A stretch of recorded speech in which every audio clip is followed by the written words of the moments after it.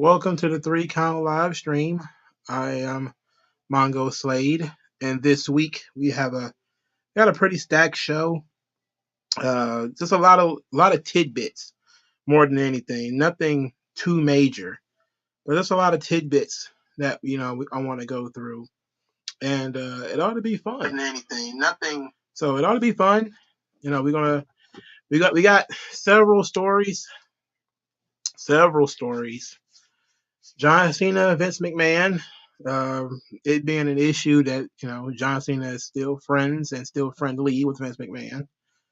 WWE's attendance fiasco that Wrestlenomics thinks that they're exposing. We're going to talk about that a little bit.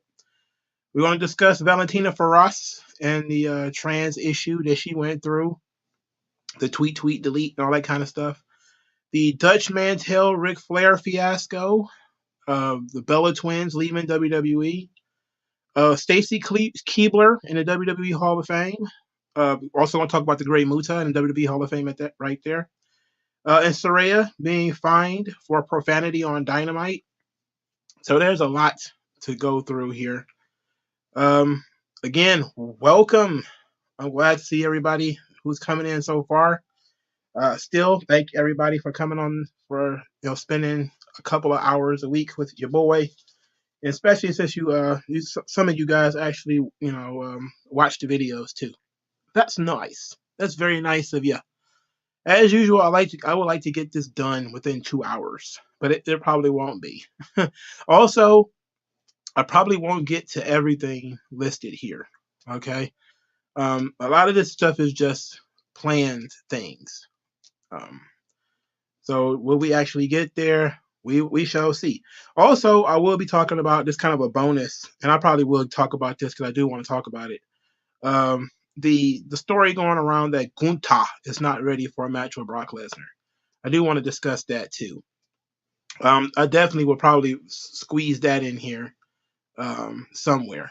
Greetings and salutations. How's everybody doing, man? 2K23 jumping, huh?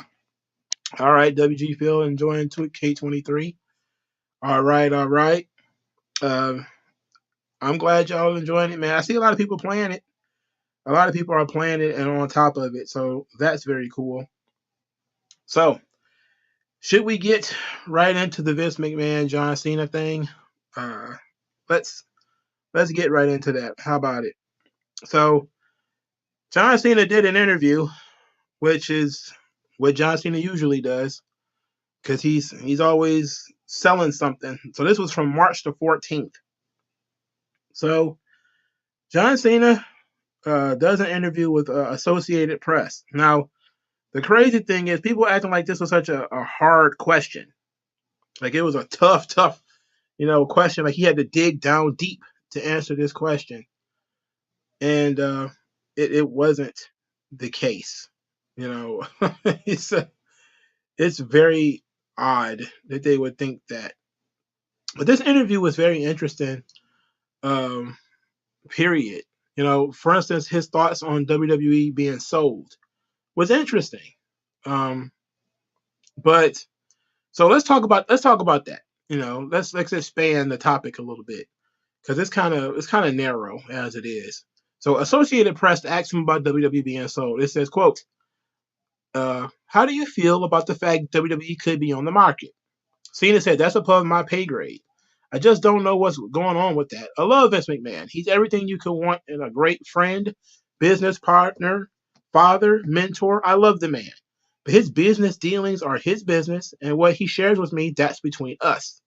But I don't know what's going on with the corporate structure in the WWE or the creative direction of the WWE. But when I'm there as a performer, he says, it's WWE champion Roman Reigns' show now. In my mind, he needs to be in the conversation, and in my mind, he's the greatest of all time. So, Associated Press says, is it tough to reconcile the feelings you have towards Vince McMahon with these sexual misconduct accusations made against him? Now, that was a very interesting question. They didn't say he was a rapist. They said the sexual misconduct. Misconduct can mean anything. All right? It means consensual sex between two adults in situations that are, let's say, not the best. Cena said no. I mean, everyone has the right to their perspective. I have the right to have mine. When you love somebody, you take them as imperfectly perfect as they are. We all make mistakes. We all have poor decisions. Lord knows I've made my collection of poor choices. That doesn't mean I'm not going to love somebody. There's no way I can go on record and say that I don't love Vince McMahon. So, John Cena, good guy John, always trying to make everybody happy. Except for when he does these interviews since he's going to Hollywood. Now everybody's looking for every reason to cancel him and jump all over him. And look, yeah, there's plenty of reasons to go after John Cena. The China thing, the wearing the dress. There's a lot of things John Cena has been doing since he left WWE, but this is one thing that has been pretty consistent. John Cena went to Vince McMahon's birthday party. What was this, last year? When they got busted out in public, and he didn't seem to be ashamed. He brought his, I think, wife now. He has said the same thing about Vince pretty much for the last 15 years. So he didn't turn on a dime, and people thought like that was supposed to be a big deal. But here's the thing. Has anybody from WWE come out and said anything negative about Vince? It's almost as if people who actually know him don't consider him to be the horrible individual that other people do. Now, some people who may have been screwed over by him on the business tip, maybe, but it seems that people who he had a positive effect on, it didn't really change their opinion. So that's a very interesting thing, but it seemed to have really upset a lot of, mostly, the internet dweebs. They want, like, my thing is, let's steel man their argument. Let's say John Cena comes out and absolutely rebukes Vince McMahon. He's a horrible person, terrible person. What does that actually do? Well, they're going to call him a hypocrite because he still went to the birthday party. This was during the whole situation right after Vince, quote unquote, retired. He still went to the birthday party. So in other words, he's being consistent. He's at least saying, look, I like this guy. That's my friend. He's my mentor. He's a father figure. I love the man. He's done he's done a lot for John Cena. Why wouldn't he? So for some odd reason, the guy who says hustle, loyalty and respect, the guy who built an empire off of hustle, loyalty, and respect are not supposed to have loyalty or respect. You're not supposed to have either one of those things. That's just a gimmick, John. You're not supposed to live that stuff. Don't you know that? I mean, don't you know you're not supposed to have hustle, loyalty, and respect? You're not supposed to actually go out and try to do anything. You're not supposed to have respect for people who did a lot for you. You're not supposed to be loyal to people who have been loyal to you, who have looked after you, and who cared about you. You're not supposed to have that stuff. It is bizarre, truly bizarre. And as some people have astutely noted, Bryan Danielson said nearly the exact same thing. He said it a long time ago. He said it in July of last year, right after Vince left. Bryan Danielson was asked by Nick Houseman about Nick Houseman, the same guy that CM Punk went off on. What was this? Was it before this or after this? I think it might have been before. He said, this was what Daniel Bryan said. He said, quote, "First thing I would like to say is no comment. Second thing I would say about stuff and just Vince in general is maybe it's more about love. If you love somebody, is that people make mistakes and you love them regardless." Wow. Bryan Danielson didn't get too much heat, if any at all, for what he said. Now, to me, I'm not going to say, hey, it's not fair. Because, look, we know that people, they just like Danielson. So if you like Danielson, then you don't mind that he still loves Vince. Because Vince did a lot for him. He knows Vince personally. And that seems to be like a recurring theme. The people who know him personally they don't seem to bury Vince. It seems like everybody says essentially the same thing. And it's either the media training that these guys have, because WWE does do media training, or, it's pretty much a set, prepared answer for tough questions. Either you give them a flat no comment, or you give some kind of other answer. Because when he was asked, we go back to the part where he was asked about the sale. He said, "Whoa, that's way above my pay grade." That's almost the exact same language that Seth Rollins used when he was asked about the sale. He was like, "Whoa, brother, that's way above my pay grade, brother." It's like, you have no opinion about, the company being sold. That's the thing that kind of bothers me. I'm like, you have no opinion.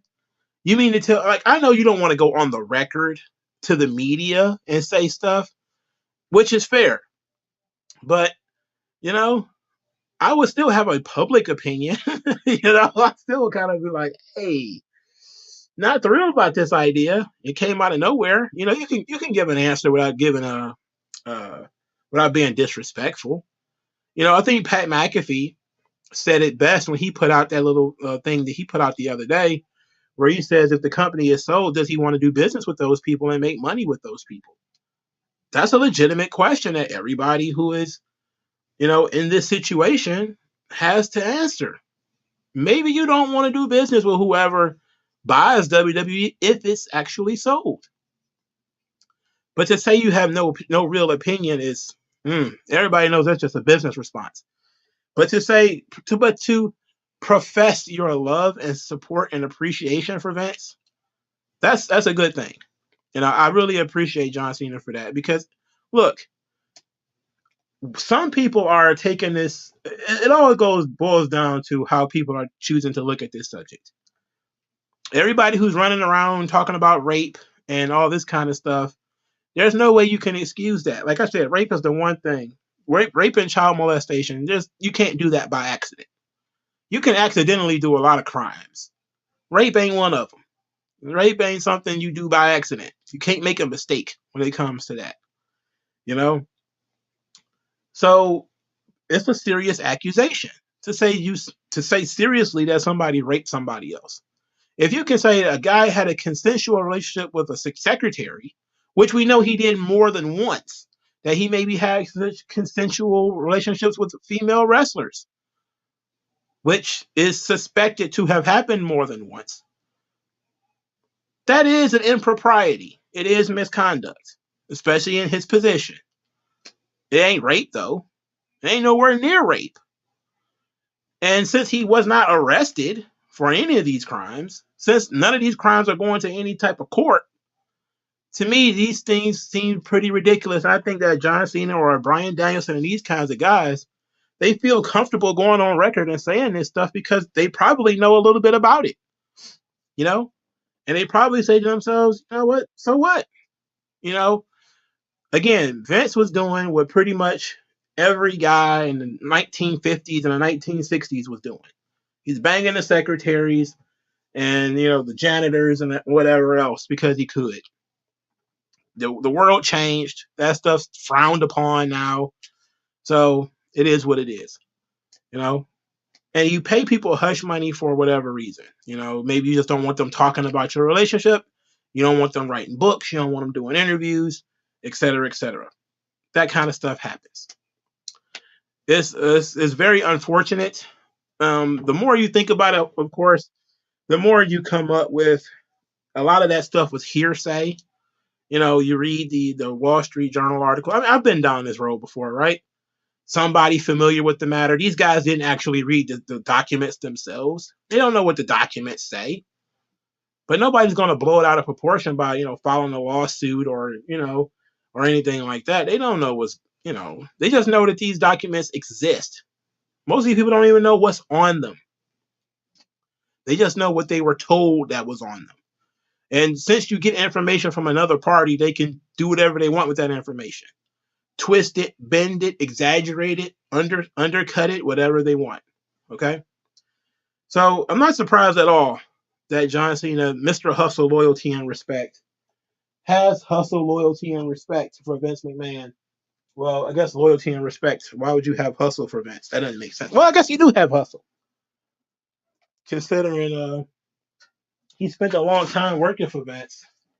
Going out there bumping his ass off, doing the best that he could.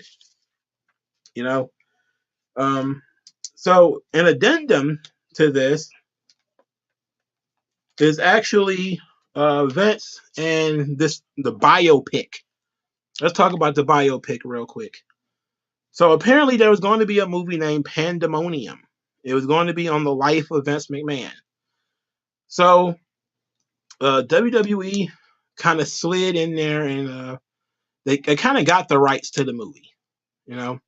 So here are the director, and let's see if I can find the full article first before I read the snippet that I took a screenshot of, because I would like to expand on it if I could, but in typical fashion I deleted it. Okay, so here's one of the director is named Requa or something like that.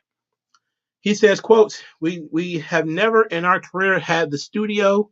We had an actor. Everybody was just like, let's make this movie. And Vince said, we're not making it, explains Requa. Pandemonium was only going to be made with the involvement and approval of WWE Studios. So even before McMahon counted out the project, we likely would have never gotten a truly authentic look at just how insidious McMahon has been for over 40 years. Compare the WWE-approved Ric Flair docuseries, Woo, Becoming Ric Flair, to the Vice Dark Side of the Ring episode from the plane ride from hell, and you'll see what I mean. It's a shame the film isn't going to happen, but the duo knows they're not alone. So yeah, we're also on a long list of people who got fucked by Vince McMahon. This is very interesting. Considering, didn't this episode of Dark Side of the Ring end up with some really controversial stuff in it? Stuff that was actually wrong, like Vince being on the plane. That wasn't even true. There was some stuff on that episode that was not true. So, you want to talk about Ric Flair? Okay, Ric Flair ain't Vince McMahon. It was an interesting situation, that old plane ride from hell situation, wasn't it? When everybody realized that this lady was kind of a con artist and a thief. And of course, that doesn't mean that it didn't happen the way she said it happened. But it was pretty clear that other people saw the situation differently than she saw it. It's clear that she saw an opportunity to get some money out of it. And she did. Now, at least in that situation, they got the woman to tell her own story. At the very least, that's the best we could ask for, is that for the woman to tell her own story. So it seems to me that they wanted to do some kind of hit job on Vince via WWE Studios. And to me, it seems awkward. Like, it seems very weird, right? And when you read articles about this, it's clear that people wanted the movie to be made. They wanted to see how stupid it was going to be. But I don't know that much about the film. WG Phil seems to know a little bit about it. And I want to look it up, because maybe I should have done that beforehand instead of just looking at the tweet. Well, not the tweet, but the article. It seems bizarre that this movie was even discussed.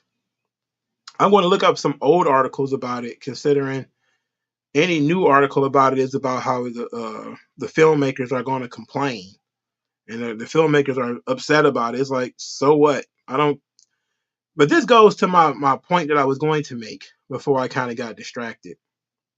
Let's say you were going to make a movie. It was going to be a biopic. And this movie is going to be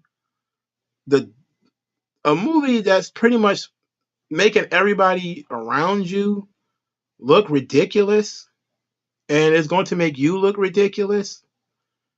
And it sounds completely and totally asinine. Would you want that movie to be made? Who, listening to the sound of my voice, would let strangers who don't know you probe into your life, more than likely talk to people who don't know you about you, and then turn around and make a movie about your life. Who will let people do that? So WG Phil is correct. This is from the movie was whispered about in 2017. So apparently the Netflix biography on Vince was sold in 2020 or something like that. And they started working on that, and they kind of dropped the whole thing on the Pandemonium movie. Apparently Bradley Cooper was supposed to play the film, but it says, quote, this is from, what is this, the Sun, the U.S. Sun. This is such a rag. Craig A. Williams wrote the original script in 2015, but it was the subject to repeated amendments after it was submitted to WWE executives. John Requa and Glenn Ficarra were set to direct the movie, but the trail went cold in January 2019, despite suggestions the project was still, quote, being worked on. Earlier today, it emerged that Nick Khan, WWE's new president, had announced a groundbreaking new deal that had reached with Netflix. He also added it will be one of the highest budget documentaries ever produced. So this will be the Vince McMahon biography. So apparently that the movie was shelved so that they could do the biography. The biography seemed to have taken a weird turn. Now let's see if I can find that Jim Cornette thing from you, what you guys were talking about, what WG Phil was talking about. Because I feel like that might add a little bit of color to why this movie didn't get made. And this video was 15 minutes. Oh no, this is on the biography. I don't want to do the biography. I want the movie script. That's what I want. Okay, so yeah, the Reddit has excerpts from the movie. So this seems to be pretty stupid.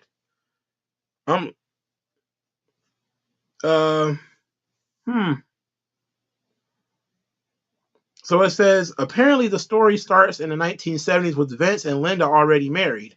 It portrays Vince Jr. as some grumpy, old-fashioned jerk, and Vince repeatedly goes to his dad and tells him that fans don't care about wrestling. They care about theatrics. It basically that the whole I took the business from smoke-filled halls into stadiums trope.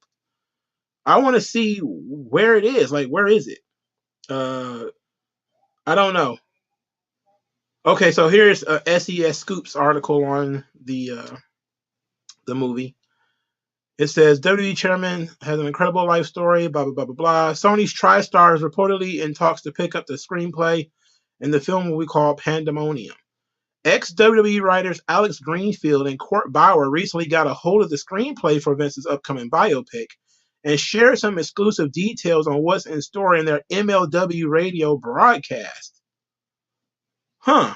They note the film starts in 1969 that focuses on McMahon's career until the end of the federal trial in New York in the 1990s. It says, okay, so here's a rundown of this silly movie script. It says the first scene, the movie reportedly opens with Vince in his 20s with his car breaking down where he's on his way to work for his father. For those who read Vince's now rare 1999 Playboy interview, you may remember his stories growing up without indoor plumbing in North Carolina, almost being beaten to death by his stepfather, been exposed to sex very early in life, and later working crushing rocks 90 hours a week. This film reportedly won't cover those younger years. The script does reportedly touch on Vince working selling plastic or paper cups, which was a job he despised prior to entering the wrestling business. It said, who's in it? It said Vince Sr., The Rock, Hulk Hogan, Andre the Giant, The Iron Sheik, Roddy Piper, Randy Savage, Gorilla Monsoon, Vern Gagne, King Kong Bundy, and others, Ted Turner, NWA, etc. Yeah, this looks like it was going to be crap anyway. So why are they talking about this? Like, I memory hold the crap out of this thing. I memory hold the crap out of this because it doesn't seem like anything that would actually be made. So yeah, this doesn't seem like it was anything that was actually meant to be shared by people. It looked like it was written by somebody who's looking to get some money out of it. They got some money out of it, and then that was kind of it. So I don't get, you know, why anybody cares about this movie and it being dead. It's like, so what? This movie sucks. Like this movie sucks. It's stupid. It's a stupid movie. I don't know. If Linda was a stripper in it, then you know the movie wasn't gonna get made. I can tell you that right now. I sincerely doubt anybody's gonna let Vince is gonna let you make a fool out of Linda. You know, she didn't ask for that. Nobody. Who the hell? Like, I don't understand why anybody thinks that you're supposed to just sit around and let people do whatever they want with your life. Like, that's just nutty. That's It sounds ridiculous. You know, a Vince McMahon movie will eventually get made, though. I'm certain of that. Who's going to make it, though? Who knows? Will it be made with any respect? Probably not. Probably not. All right. So let's talk about Wrestlenomics now, because this is going to be a very WWE heavy day. So Wrestlenomics apparently contacted the building for the Royal Rumble, and they found out what the actual paid attendance to the Royal Rumble was. Jeez Louise, why don't I have anything set up the way I had it? I wanted it set up before. Oh yeah, I know why I didn't. Oh, I didn't. But the situation is pretty weird, because WWE, they've been doing this for a long time. So Wrestlenomics thinks that they figured it out. So they put out a public records request. This is from the tweets. I'm not going to read the actual article. They said, quote, "This year's Royal Rumble sold 44,569,000 tickets, generating 7.3 million in ticket sales revenue for WWE." The public records show. WWE's announced gate was 7.7 million, which likely includes service fees. The number of fans whose tickets were scanned and entered the building was 42,928, and 2,662 tickets were given away for free. So these are probably comps. It says WWE's announced attendance for the Royal Rumble was 51,338, as the company made an effort to, quote, count anyone with a heartbeat, as WWE employee puts it to members of Alamo Dome staff in emails obtained as a request for our records request. Let's look at these records requests. Yeah, it's pretty clear. For the record, by the way, people should know that, again, there is a guy who works in AEW who is friends with Brandon Thurston and helped launch Wrestlenomics. You should know that. Brandon Thurston wrote this article, by the way. So they said, so this is the article. It says, "Our public records request to the city of San Antonio reveals details about the ticketing business for WWE's Royal Rumble event on January 28th. So we went through that already, the attendance figures or whatever. So here's what he wrote. "Actual attendance figures or any business metric tend to be a contentious subject for wrestling fans who look to economic results as a scoreboard to justify or discredit creative decisions about which stars are featured and which wrestlers get to the winners of predetermined matches." That's interesting. He says WWE and other event promoters announcing inflated attendance is not a new phenomenon. Well, what is the purpose of this article? The purpose of this article is to talk about this, apparently. Anyway, here's what they said. Here's what he wrote. "In case of the Royal Rumble 2023, the attendance figure announced on the broadcast was 9% higher than the number of tickets distributed, 15% higher than paid ticket sales, and 20% higher than the number of fans whose ticket were scanned." Okay. So here's the emails. So it says, WWE's Director of TV Event Relations, Wednesday, January 25th, 6:55 p.m. Central Time. Hello, gathering up all the pertinent information for the WWE attendance figure for the TV broadcast on Saturday. This is an access in the venue number. If you have a heartbeat, we count you. Therefore, looking for the following information. 1. Total suite capacity for the venue. This would include standing room in the suites and any killed suites in the south end. 2. Total venue staffing number for the venue on site for the show. This would be everyone. Venue staff, operations, housekeeping, concessions, security, parking, etc. Don't need an answer right now, but we'll need it before Saturday. Alamo Dome event services manager, same day, approximately 10 minutes later. It says, we'll work on this, have it to you by Friday. Now, it's kind of going to go back and forth where there's going to be a lot of conversations about this. But this is essentially what WWE's business model. What they announce on TV is essentially a work, and what they tell to the investors is a completely different thing. We've known this for a while. There's been podcasts talking. I think Bruce Pritchard's done a podcast just talking about this, and it's not been something that has been. It is something that's controversial because it is kind of weird. Like, why would you do that? Like, what was it? What they said it was 45, almost 45,000 people. Like, that's fine. Like, why would you? You have 45,000 people in the building. 42,000 of those are paid. The rest were comps. Okay, that's a respectable number. Why do we need to jump it up to 51,000? And why 51,000? That's such a weird number. It's a really weird number. So I do want to talk about this though. So WWE's TV event relations Thursday, January 26th, 1:35 p.m. Central Time. What would be the capacity if the suites 1 through 8 and 45 to 52 and the press box were fully ticketed? Alamo Dome box office manager, same day, approximately 5 minutes later, said the press box will be 130, and the 8 suites combined, including SROs, would be another 318 persons. 130 plus 318. The director responded, any update on the total venue staff number for tomorrow's show for our TV attendance figure? Alamo Dome Event Services said, total breakdown number 725. Do you need breakdown? So that's the total staff is going to be 725 people. The director of TV says, that seems very low. Does this include everyone? Concessions, parking, security, housekeeping, ops, anyone with a heartbeat? Alamo Dome staff said, let's check again. When all managers arrive, we will get back to you around 9:30 a.m. All right, so that's a very interesting situation here that they have dug out.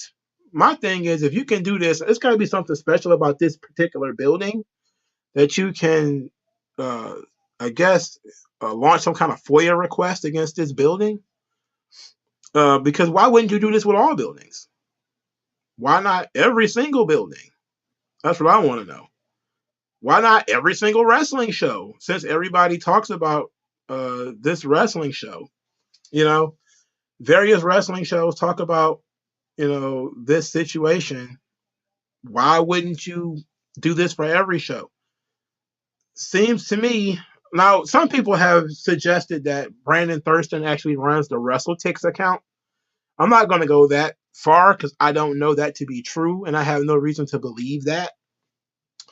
But it is a fact that his friend works in AEW. And whenever Brandon Thurston, he seems to be like a moody teenage girl. Whenever he gets in a bad mood, he starts going after WWE, and he starts doing so almost obsessively, almost like Vixen Span does. Where he kind of spurgs out. And it's usually, I don't know, like he just has these moments of spurging out. It's very strange. And I don't know what's up with these guys where they just have those compulsive, volcanic moments where they feel like they've got something and they just want to keep tweeting about it and keep tweeting about it and keep tweeting about it. And other people just don't seem to care. Like like they're talking about the Vince McMahon misconduct. He always does that. He just randomly starts tweeting about it. And you're like, you're trying to keep it going, you're trying to use that for engagement. It's like you don't even really care. It's all engagement to you, you know? And that's one thing that I don't want to really be involved in. I don't want to be involved with like helping somebody slander or lambaste people for no reason. Nor do I really want to be a part of, boosting the engagement of weirdos who really all they care about is themselves. Like if you thought this was perpetrating a fraud on like the taxpayer or perpetrating a fraud on the investors, okay, I would legit say, all right, that's something worth talking about. But this isn't about taxpayers or people who are unwittingly fooled by this kind of stuff. Nobody even cares about the attendance on these shows. Like it's like people who legitimately care about how tall Andre the Giant is. You know, there's these people want to have these deep, meaningful conversations about how tall Andre is. I'm like, bro, why do you even care? I don't care how tall Andre the Giant was. He was bigger than everybody else. That's really all that matters, right? And he was very protective of his spot. That's why he didn't really like tall guys. He didn't like anybody who could potentially expose his business. Expose him for not being as tall as he said he was. He was protecting his gimmick. So Brandon Thurston is, he's got this thing where he, again, has been a huge spurg, but WWE being involved with this stuff is very strange. Why do they consistently need to, do this? Lie about what the attendance is on television? I don't know. I don't know what the idea is around that. I'm not sure if other venues and other companies do that. That's something I would happily have to look into. Is it possible that this is something that other people do? And what we see with this attendance figure is the exact same kind of silliness that you see with viewership and the 18 to 49. People will talk all day about the viewership when the viewership is high. When the 18 to 49 is how they talk about that. So they talk about quote unquote attendance, which attendance means anybody in the building, tickets actually sold and scanned and all that kind of stuff. Completely different. That's the people who actually paid to be in the building, which is it relevant? Yes. Does it really change anybody's perspective on the company? Not really, especially when it's that many people. It's 42,000 people, and it's legitimately 42,000 people. I think they did okay. Trying to say, well, it ain't 51 seems kind of silly. So it seems like you're trying to say that it's not successful. Oh, it's successful, but it ain't that successful. Come on now. Okay. But I just want to know, like, why not all venues? Why not all events? Why not let's look into, let's say, Forbidden Door? How many people actually, went there? But again, this might be a publicly owned building, which it seems like it would be.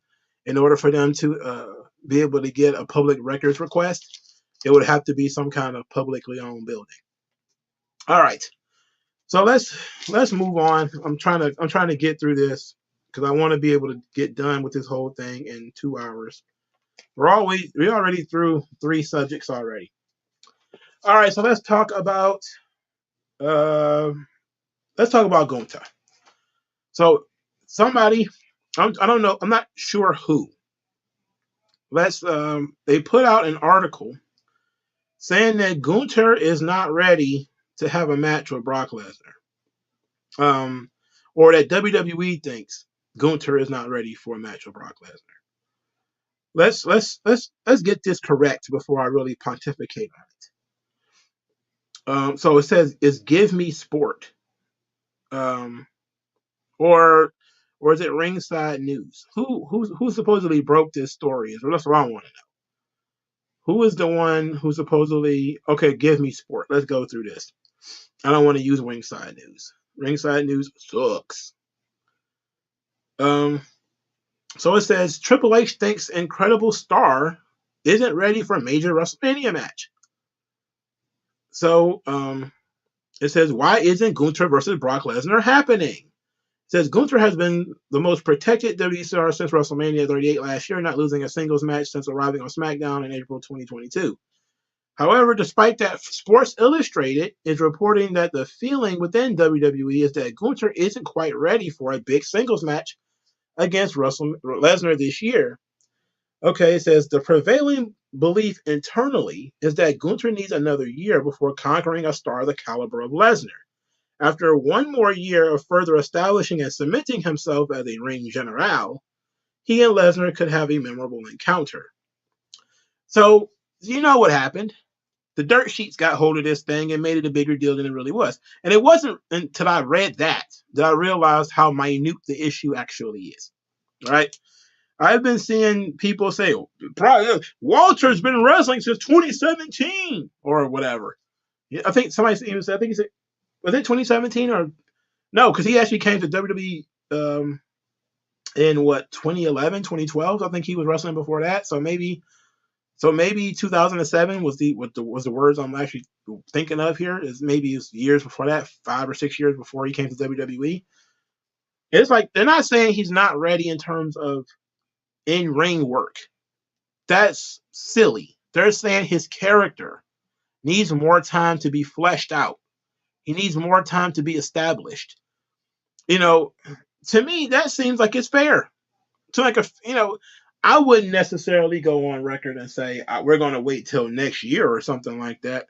I would just say if Gunther beats Brock Lesnar his first year in the company, does that make Brock look good? Not really. Does it make Gunther look good? Sure. Does it get Gunther over? Is the question. Well, he beat Brock, so yeah, sure. Does it really? Because what ends up happening is you end up in a situation where the guy feels like he's being forced, and then once he reaches that plateau, people are going to start turning on him. That happens every single time. Oh, so-and-so should win the title. So-and-so should get a long run with the belts. So-and-so should do this, that, and the third. And then as soon as they get there, the crowd turns on him. All these people who supposedly love him will turn on and flip on him. They gave him too much too fast. But by taking their time, it becomes a bigger match. And I actually support the idea of Brock and Gunther waiting another year. Now, I'm not sure that Brock is even going to have another year. They have been talking a lot about Brock maybe going back to UFC. I don't think it's going to happen, especially since he got caught busted with steroids the last time. It's not really going to. I don't think that's going to occur. I don't think that's going to happen. But it's an interesting discussion to have. Is Gunther ready? It's like as a character, not really. He's been beating people on the main roster, defending the title. Nobody on Brock's level, though.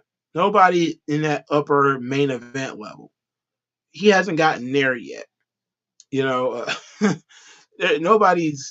gotten to that point. That's what I mean though by he needs to wrestle Sheamus or Drew McIntyre one-on-one and beat them. Well, I'm sorry, not Sheamus, but Drew McIntyre. He is a guy that people still believe in for some odd reason because he's a decent challenger to Roman Reigns. He's not Ricochet. Gunther beating up on Ricochet and Madcap Moss, while those matches were impressive and probably some of the best things that took place on TV, and in the Madcap Moss situation, it was actually surprising how good it was because it really showed how good Moss is. Those guys are not top guys.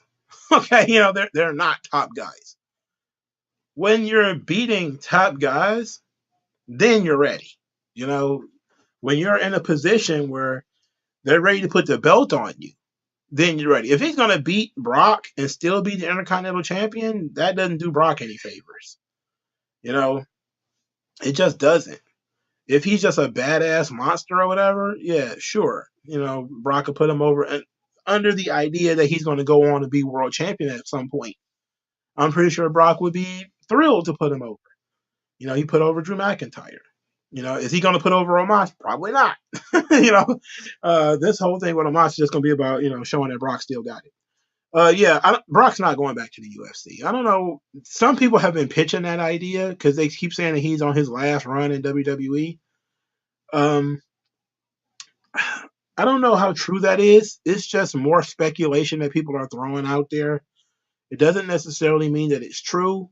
It doesn't necessarily mean that there's any type of uh, stable foundation to it. It's just something people have been throwing out there. I have seen nothing from any legitimate source that says Brock Lesnar wants to come back to UFC. In fact, I think most people have said that he doesn't want to go back.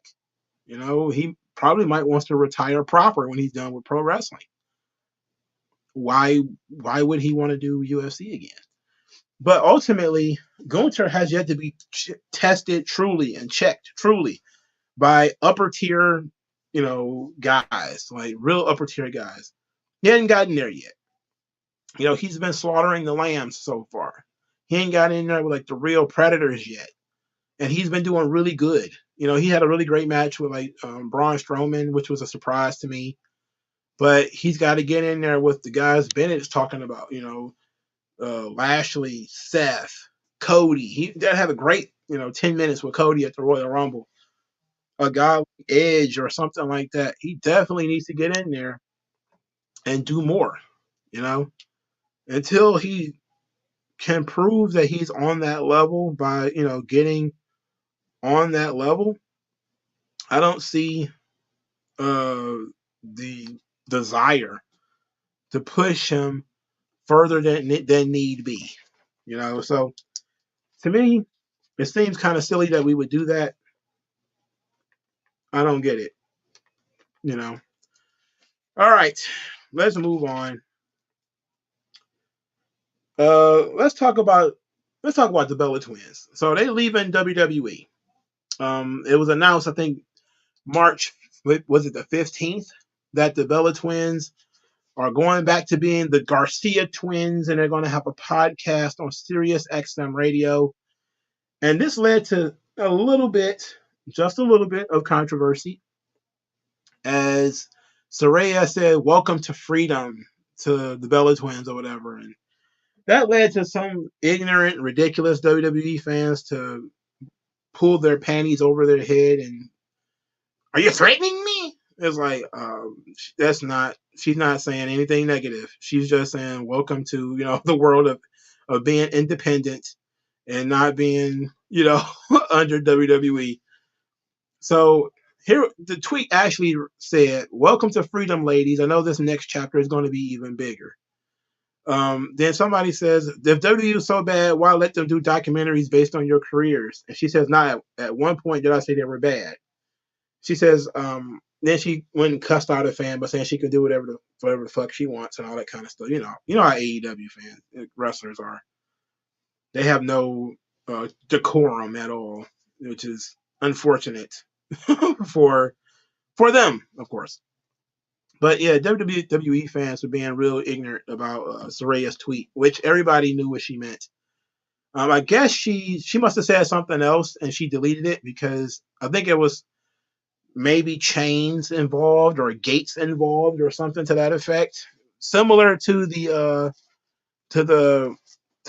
release the hounds, release the prison vignettes from before. What was it, 2 or 3 years ago, when everybody was in prison and then they were let go miraculously, only to wander around outside the prison guards shitting on the lawn and everything. Very weird. But let's talk about the legacy of the Bella Twins. Since they're no longer in WWE, I have no idea what their podcast is going to be about, because I feel like they've run dry. Like, they really don't serve a purpose anymore. But I have always been a proponent of give the devil their due. The Bella Twins were able to utilize their celebrity, specifically from their second run, to really help the other women. The way that they were able to go viral on social media, them being standout stars from Total Divas, they were able to leverage that into really helping the women's roster. And even though they weren't great wrestlers themselves, they didn't have to be. They were great advocates of the girls in the locker room. they made the NXT women's locker room happen, which of course made everybody say, bring it up to the main roster. Let's see what these girls can really do. So you're put in a position where if you like women's wrestling, you can appreciate what the Bella Twins did for WWE and for women's wrestling. If you're one of those people who hate the Bellas and you hate women's wrestling, then you're going to say they did something negative. I'm looking at it, just being honest, and saying, hey, they didn't go to, you know, some podcast way back then and try to bury the company. They went straight to the audience. They said, audience, demand what we want. Demand what you want. You want to see us wrestle longer matches and do more stuff, you got to put pressure on the company to do it. And that's what they did. It was, to me, it was the right way to change company policy on the girls. You go to the audience, you appeal to the audience. Now, even though it was probably a smaller, it created the insane diva stance that we have today. So that sword cuts both ways.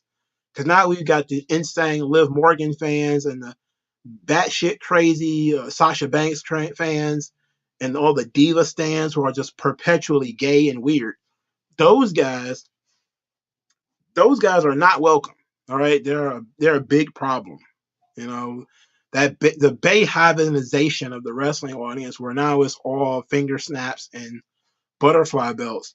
I'm not a fan of those guys, but at the very least, the Bella Twins changed the business the right way by going to the audience and saying, if you guys really want us to get more time and think we can do more, you got to put pressure on the company to do it. And that's what she did. And well, Nikki, that's what she did. So I support that. And the Bella Twins, without a doubt, the Bella Twins and Ronda Rousey are the two reasons why you have women's wrestling presented the way that it is right now.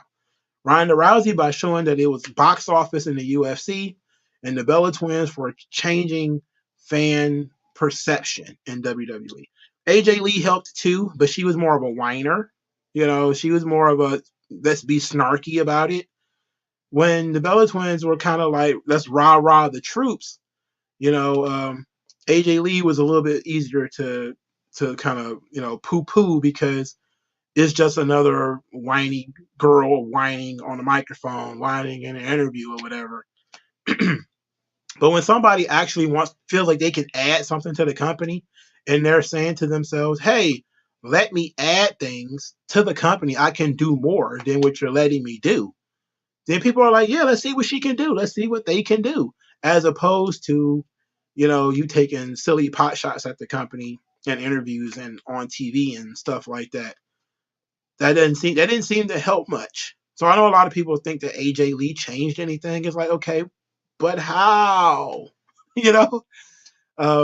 A lot of the company culture was changing. It was basically changing in NXT already because Paige was down there and Emma was down there and Charlotte was coming in and all that kind of stuff. So it was already starting to change in NXT.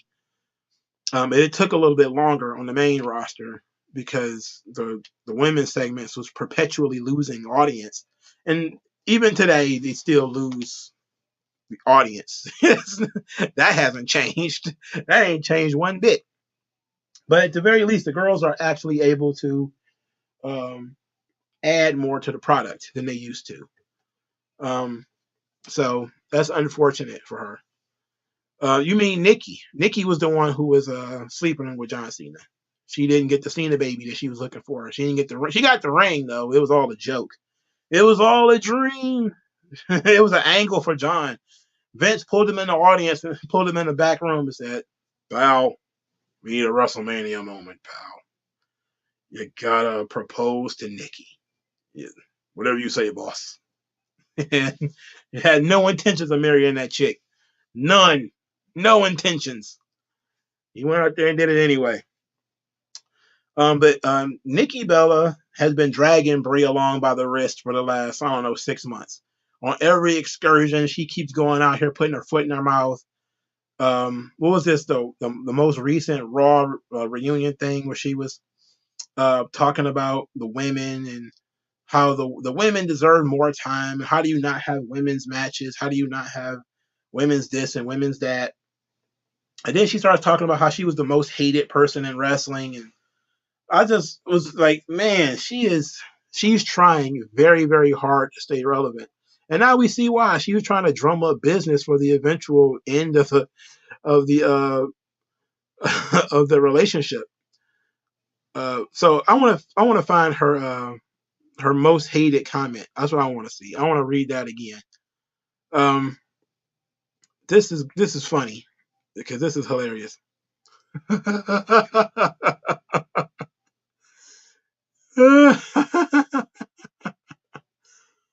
She said she went on the Bella's podcast. She says, "When it comes to the wrestling industry, I'm the most hated person online." This, I guess, when she was talking to Fightful.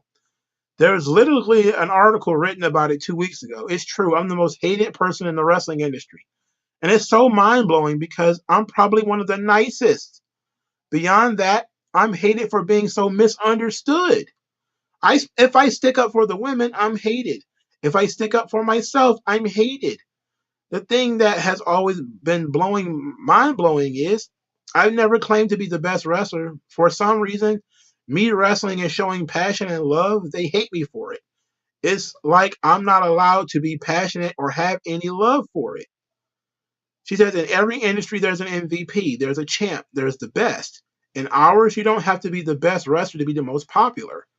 I think a lot of people didn't like my popularity. We get dragged a lot for a lot of stuff. Why should my passion and love be taken away, or why should I be hated for it?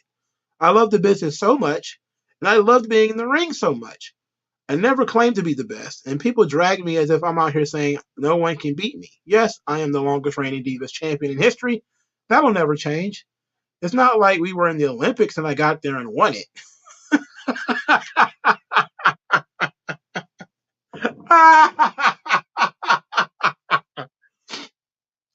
I don't know what was going on this week when this thing was happening, but how this managed to skip to this week, I have no idea. I'm glad it did though, because the Bella twins are heat magnets. Like that's the thing that was the most entertaining about them is they didn't have to do much to get a lot of heat, and they were basically the WWE version of the Kardashians. You know, um, they thought themselves activists when really they were armchair activists where it was kind of like they said on a podcast or on a Twitter or whatever. Oh, where's all the girls? Let's do something for the girls, right? And it's like, okay, you're in now. Like that was cool back when it was give divas a chance and you didn't have much of a voice and nobody's really listening to you, but you're building momentum. Now you're at the top and you're still trying to rally the troops and everybody like nobody cares about you. Get out of here. Like nobody likes you, Nikki. Sorry, you know. But it's very arrogant of her to say, but I'm probably one of the nicest people in the business. If you have to say you're one of the nicest people in the business, you're not one of the nicest people in the business. Guaranteed. Plus, there was, of course, tons of stories about the Bella twins gatekeeping and keeping other women out of the company. I think Maria was one of those people that the Bella twins did not want her back in WWE. I think they had some kind of problem with her. Let me look that up real quick. Bella twins, Maria Kanellis. Oh, yep, that's exactly it. Maria Kanellis has heat with the Bella twins. This was back when Maria was being sort of normal before she decided to go full mush brain feminist. So, so um, she says, "Oh God, this is ridiculous. This is stupid." The article is from 2013, so that tells you how long ago this was. So it says Maria Kanellis is talking to Raj Giri. Interesting.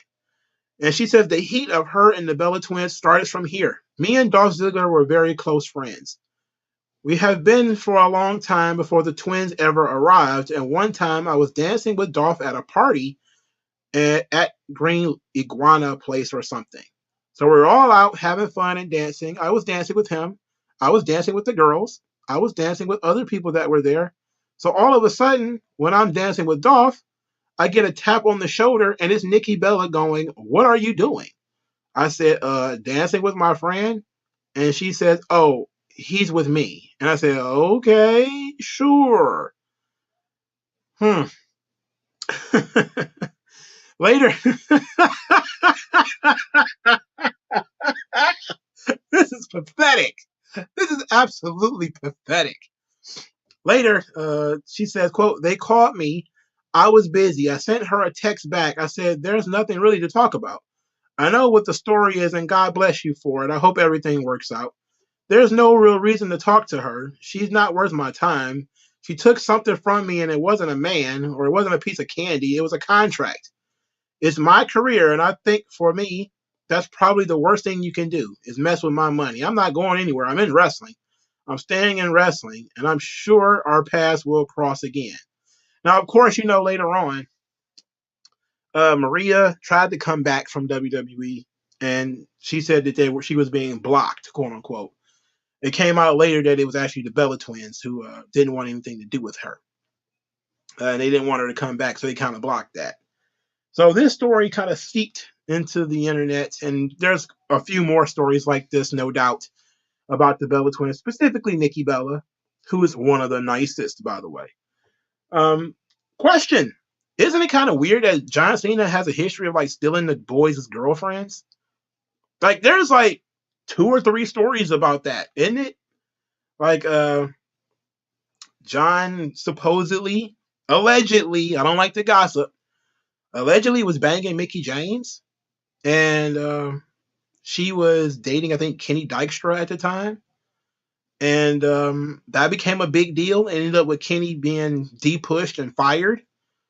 Dolph Ziggler, you want to know what happened in his career? Probably this. It's probably this right here.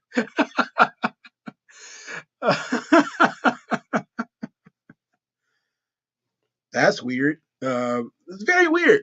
Just very interesting stuff how, maybe outside the ring activities could actually affect in the ring activities. Batista did it too, of course.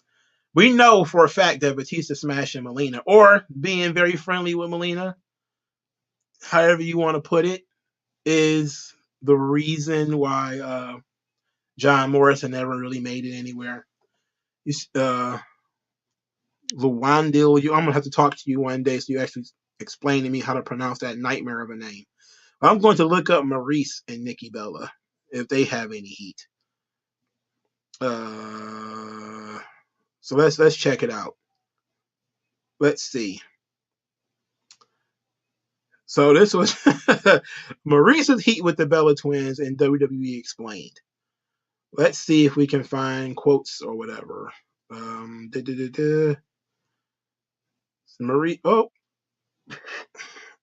Maurice believed that the Bella Twins blocked her from opportunities. I don't see any quotes from Maurice though, so I don't. We're gonna. Okay. So we're gonna. I guess we're gonna go into this. Wait, no. This is audio. Is this audio? Am I gonna have to listen to this? Okay, let's do it. Because Kelly is also involved. Barbie felt that you guys had sort of a pact together, and that you guys went ahead, you and your sister, who I adore, went ahead and made your decisions, and then kept them out of the loop on the decision making. So no, that isn't what happened. That is not a fact.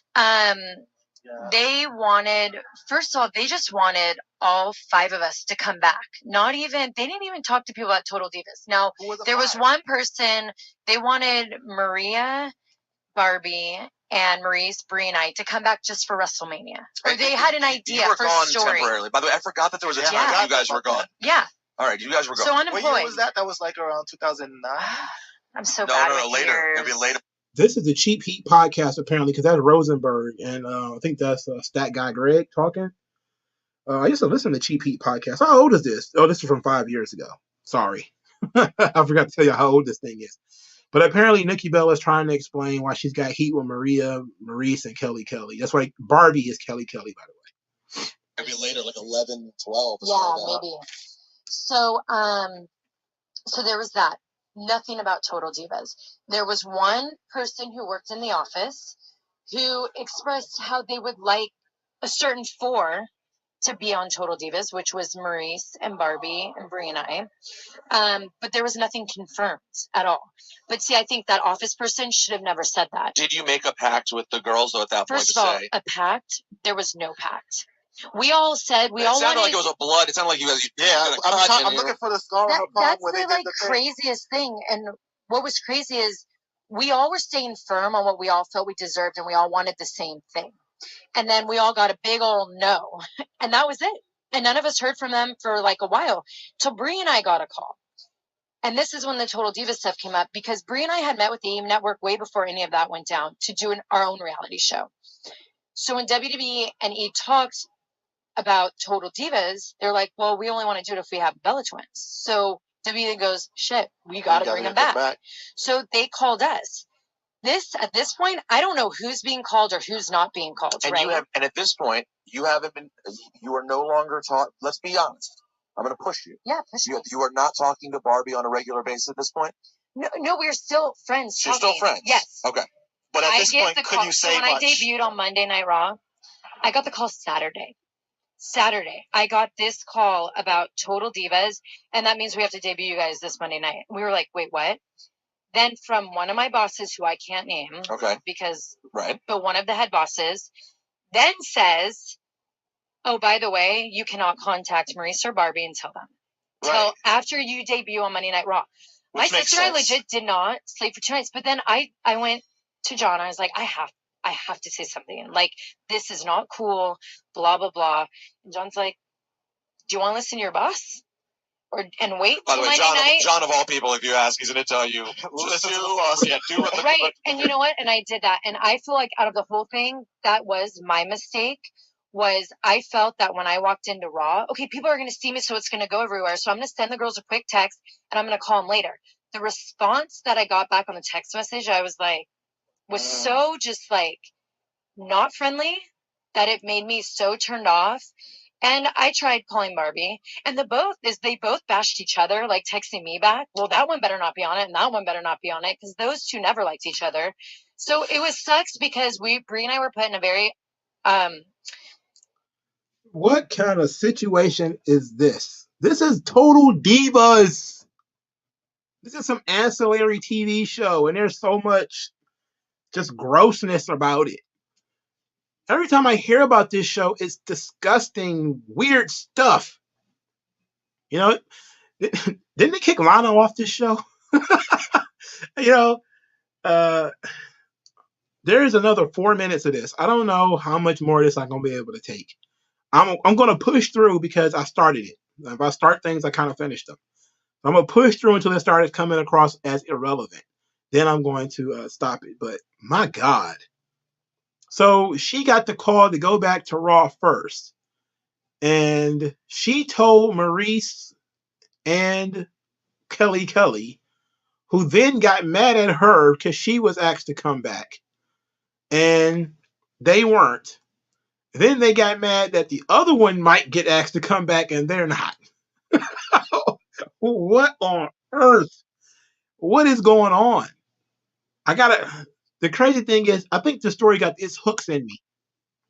Because as bad as I want to just give it up and just walk away from this right now, something tells me to keep going. So guess what? I'm gonna go for, let's go another 30 seconds to see if something interesting happens. Awkward situation that I listened to my boss, which caused me to lose 2 friendships, but in the end was probably better because. But you said Maurice wasn't a real friend. You said Maurice was like a colleague friend. Right, was more of like coworker. But still, though, like, but still someone those are genuine. Right, I still truly felt bad for them, and I think that's what hurt the worst. Was my sister was like close to Maurice, but they didn't even realize like those 2 days we didn't sleep, and like I still, when they were bitches to me, still tried to push for them, and I had no pull. That's why when they talk about all the pull, the company didn't even know I was with John. I was unemployed, and when they talk about contracts, I didn't even get my contract till after Mania. I was literally working for free till they were trying to figure everything out because they called me the Saturday before that Raw.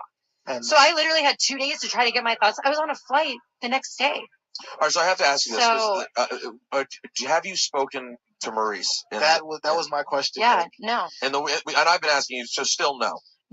She's so convinced of her story, which is so untrue. And how she spoke to my sister when the cameras were rolling for Total Divas.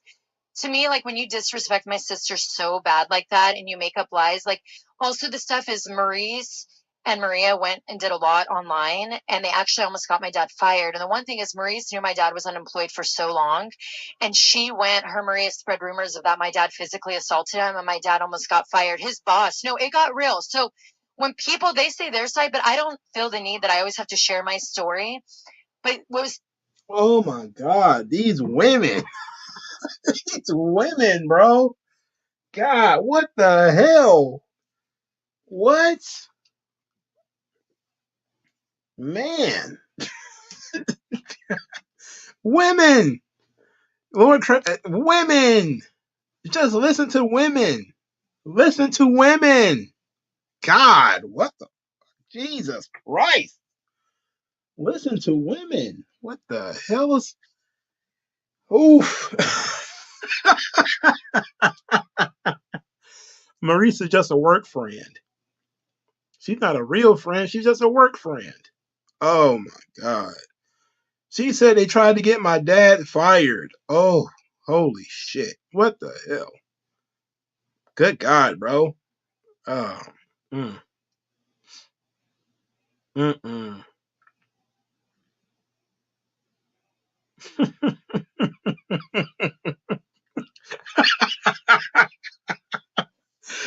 I do want to know how Maurice almost got her dad fired.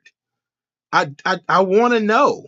Like I don't want to go back. I already tapped out and left the screen. I don't want to go back, but I do want to know why did she almost get her dad fired? Like how did it happen? What did Maurice do to almost get her dad fired? Maybe I'll be able to find some stuff. What the... Oh God. You might have... This is awful. This is truly awful stuff. Let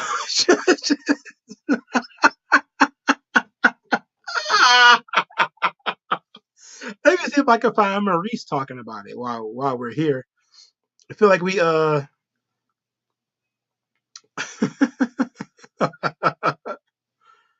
let's see. I don't pay attention to any of these women. So I don't have any idea what any of them be talking about all the time. But I'm very interested in what's going on here. Let's see. Sports Kita. Marie says a lot of truth was used in her feud against John Cena and Nikki Bella. So they're giving the backstory. I don't care. Maurice talks to Wrestling Inc. and she says, quote, "There's a lot of truth and everything that has been happening is 100% the way it is. To be able to come out and tell the story, yeah, I always say karma is a thing and that is real. The biggest positive for me is definitely working with Mike, and we just complement each other so well and get to do great together.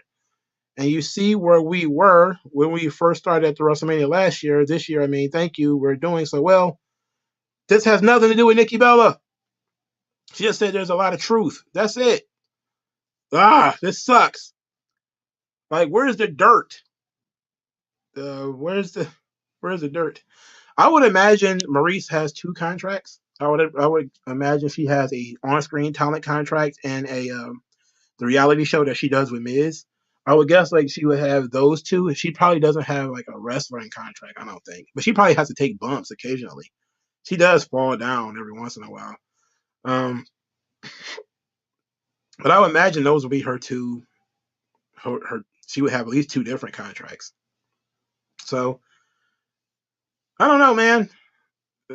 The girls. This is the legacy of Nikki Bella and the Bella twins. Dating wrestlers and being Kardashians in wrestling. That's very odd stuff. I gave them credit. I really tried, but maybe let's look for Kelly and what she's got to say about Nikki Bella. Let's try that. Let's try this. Because maybe she said something about Nikki Bella that might be interesting. I already read what she said, what Maria said. Let's see, Nikki Bella heat. I'm trying to be quick about it. Nothing. I can't find nothing. Wait, so is this the article again? Oh wait, no, this is a long clip. I'm not going through that again. Not again. All right. So that was fun. This is the legacy of the Bella Twins. They got into it with a bunch of girls on the set of a TV show that probably had no reason to exist and should not exist. But it does because WWE felt like, hey, the girls need to do something. And that's odd. Well, from one situation of beef to another, the next beef we're going to discuss is Ric Flair and Dutch Mantell.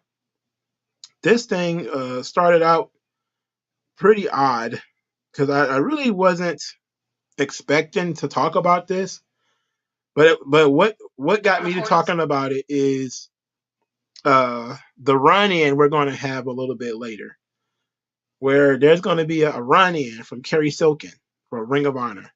Most disgusting promotional tactic of 2022. Here is the quote he said, and I'm going to clean it up a little bit.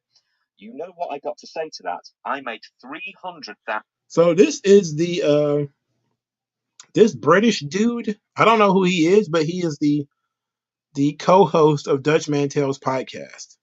I don't. Why would you get a British guy to be the co-host of your podcast? $1,000. Go F yourself. Listen to the voters, apparently. That's right. I made $300,000 disgusting you. Disgust yourself of $300,000 and get in the shape that I got. How about that, mother effers? Get in the shape he got. I damn well would just take a filth of liquor to get in the shape he got. Whoa! As you talk about physical shape, he looked like hell. He looked like, and we talked about this before. I thought he was going to dance. I thought the guy was going to die in the ring. And as far as making $300,000, I don't think he made that. What the promoter made? Did he promote it himself, or did Conrad? Conrad, yeah. But I'm sure that was a 50-50 deal. I guess I'm sure you're not going to do it for nothing. And yeah, they drew a great house in the Nashville Civic Coliseum. It holds about 7,000 people. It's an old arena, but still a functioning arena. It still works. But I don't know if he made $300,000. But if he did, so what? I don't know. Yeah, I was disappointed, and he ripped the fans off. Ooh. And even he planned, and I've said this before, the layout of the match was wrong.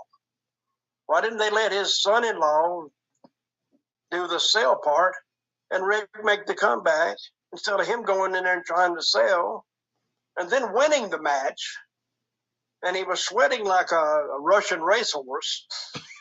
I've had people write me and said, I thought he was going to, seriously, people thought he was going to die. All right, this is an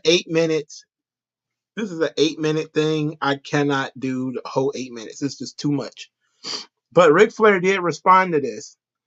And Ric Flair responded to it on Twitter by saying, thank God they used the word veteran and didn't call you a legend. You're just a miserable old wrestler trying to make a buck. And by the way, you never had a legacy to begin with. Woo! Ric Flair, my God, what the hell?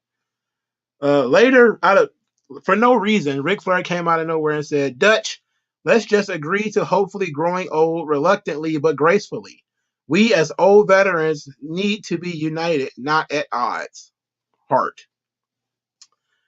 Dutch responded by saying, earlier tonight, Ric Flair sent out a tweet calling for a cessation of words between us. I agree with Mr. Flair.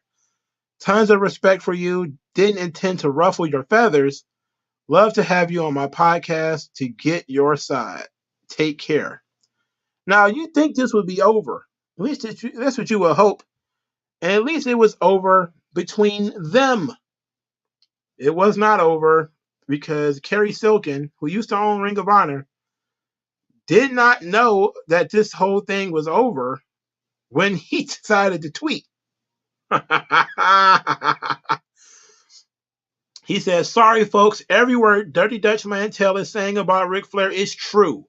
Flair owes me $41,000 from not fulfilling 4 Ring of Honor appearances in 2009. Yes, I was a moron to pay Ric Flair up front. That's my story. It's sad but true. Oh my God. $41,000? You gave Ric Flair $41,000? That's about what, $10,000 an appearance? You know, he gave him a $10,000 per appearance deal. And Rick just said, you know what, pal? Woo! And just, limousine rode and flew the hell out of there. Didn't go to the shows. Wouldn't be caught there, brother. 41 racks. Ric Flair and Ring of Honor. What a joke. What a rib. Ric Flair is the highest paid guy on the roster. What a rib. Holy shit. Everybody else getting paid in potato chips and hot dogs. They're getting paid from the concession stand. Ric Flair shows up with a nice gold rollie that Cary Silkin just bought him. Just sees the shape of this building. It's some National Guard armory. He starts thinking it's 1975 or whatever. He just goes, woo! He just turns around and goes right back out to that motherfucker. He showed up just to get the check. That was it. He wasn't going to do nothing. What the hell?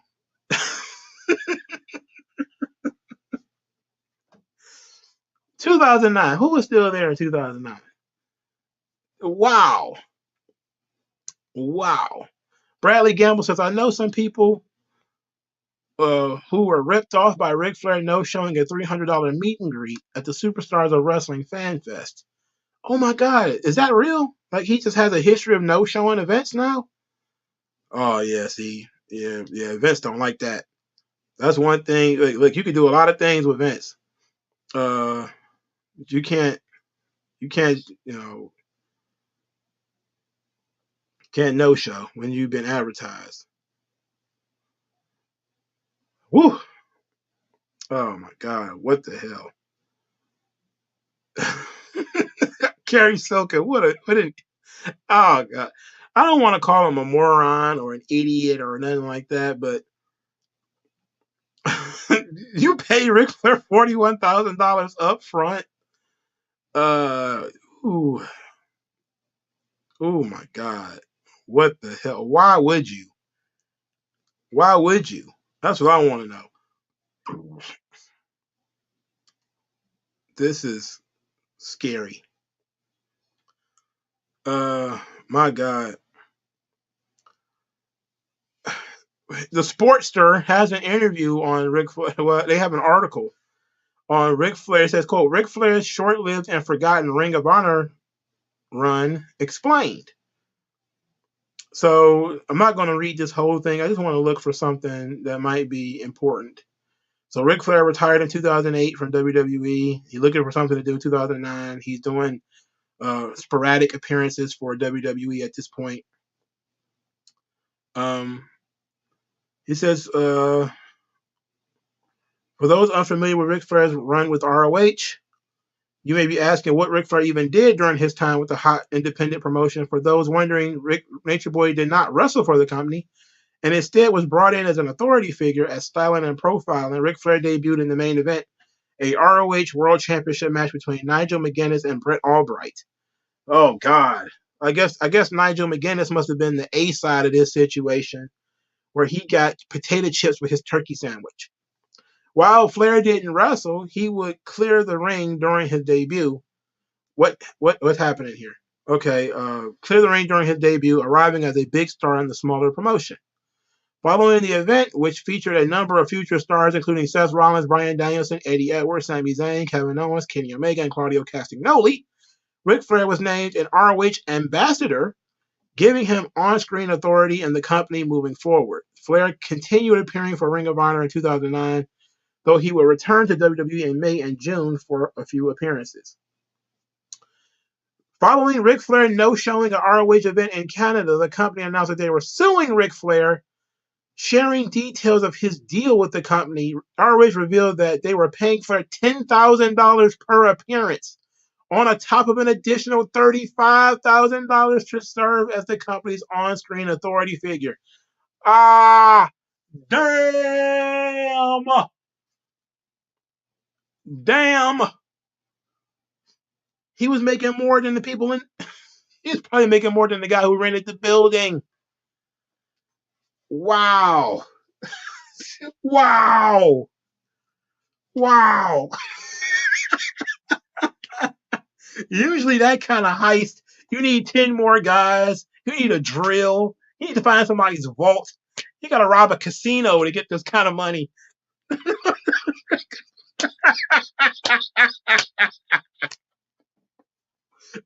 You got to start Ocean's 11 to get this kind of money. And Flair, just by being Ric Flair, robbed Cary Silkin and Ring of Honor. This is crazy. This is crazy. They had to sue him though, bro. That's nuts. That's nuts. He was getting paid $35,000 to be an on-screen authority figure. He figured this wasn't enough. Flair told Ring of Honor that he was leaving the company in 2009 in order to return to WWE, though in reality he would end up jumping to TNA instead, debuting in 2010. He said Rick only joined ROH for the money and to get his son Reed Flair signed, though as Reed would wind up arrested for drug charges that never became a reality. Oh, that's unfortunate, Reed. How did you manage to botch that, young guy? Cary Silkin sued Ric Flair. Let's keep going. Since we fell down another rabbit hole, let's just keep going. This is from Bleacher Report. Breaking news: Ring of Honor sues Ric Flair. It says Ring of Honor has filed a lawsuit against Ric Flair, alleging that he owes the company $40,000. It says ROH agreed to give Ric Flair $10,000 per appearance when he signed on to the company last year.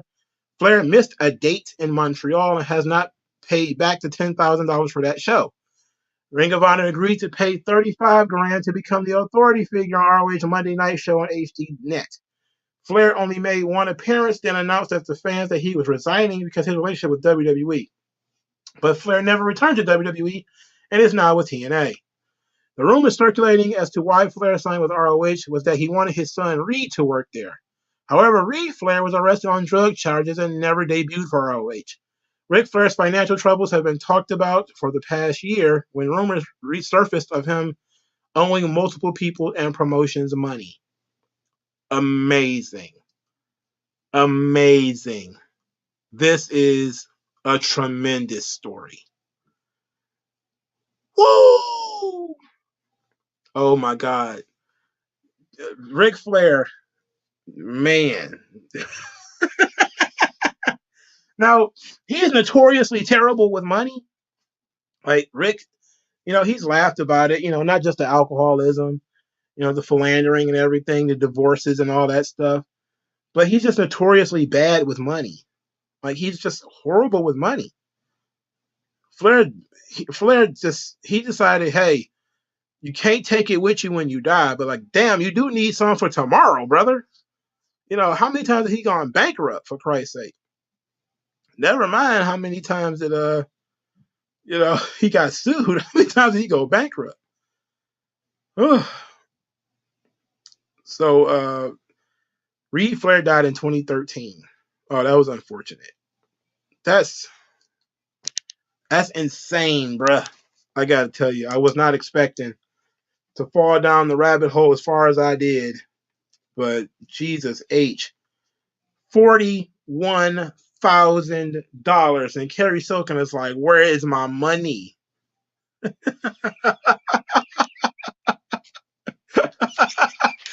Absolutely, Lord Kratos.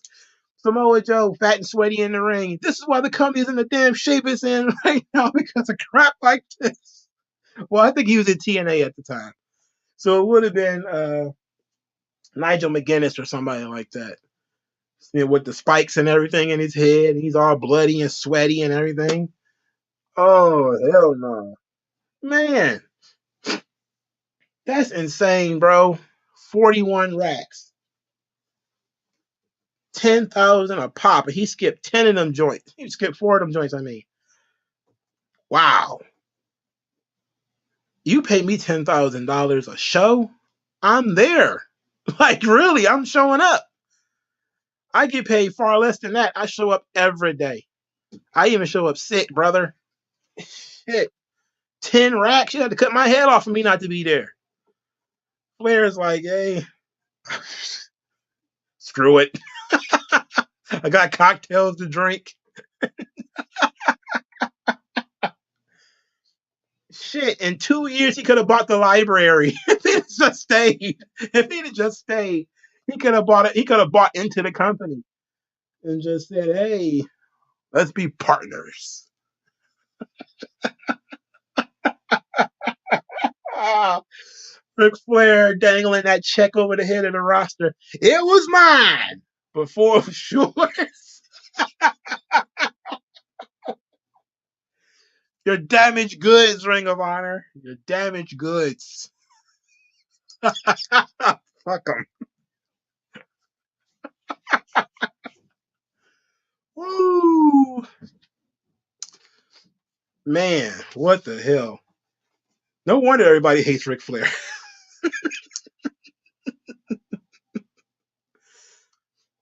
Oh, holy shit. Oh my God, what the hell? Oh my God. Why would Rick? He didn't have to blade or bump for 10 racks. How are you going to make that money back? That's my question. Like, how are you going to make that money back? He can't wrestle. So what were you going to do? Like, what was he going to do to make $10,000?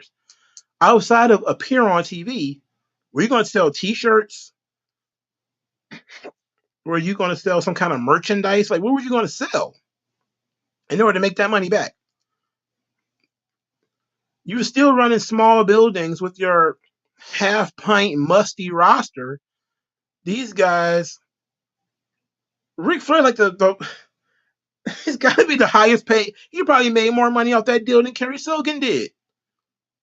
He probably walked out of there every time he walked out of that joint with more money than Cary Silkin did. If Cary Silkin made $10,000, I think he would have been surprised. He gave Ric Flair $10,000 per appearance. Wow. Where did this lawsuit go? That's what I want to know. Like, how do you sue somebody and then Cary Silkin says you still owe me $41,000? Where did the lawsuit go? Let's look this up because I want to know where this went. That's what I want. I want to know where it went. You know, ROH, Ric Flair lawsuit. Where did it go? Let's see. Pro Wrestling. See, PW Insider, they might have an actual answer to this question. Okay.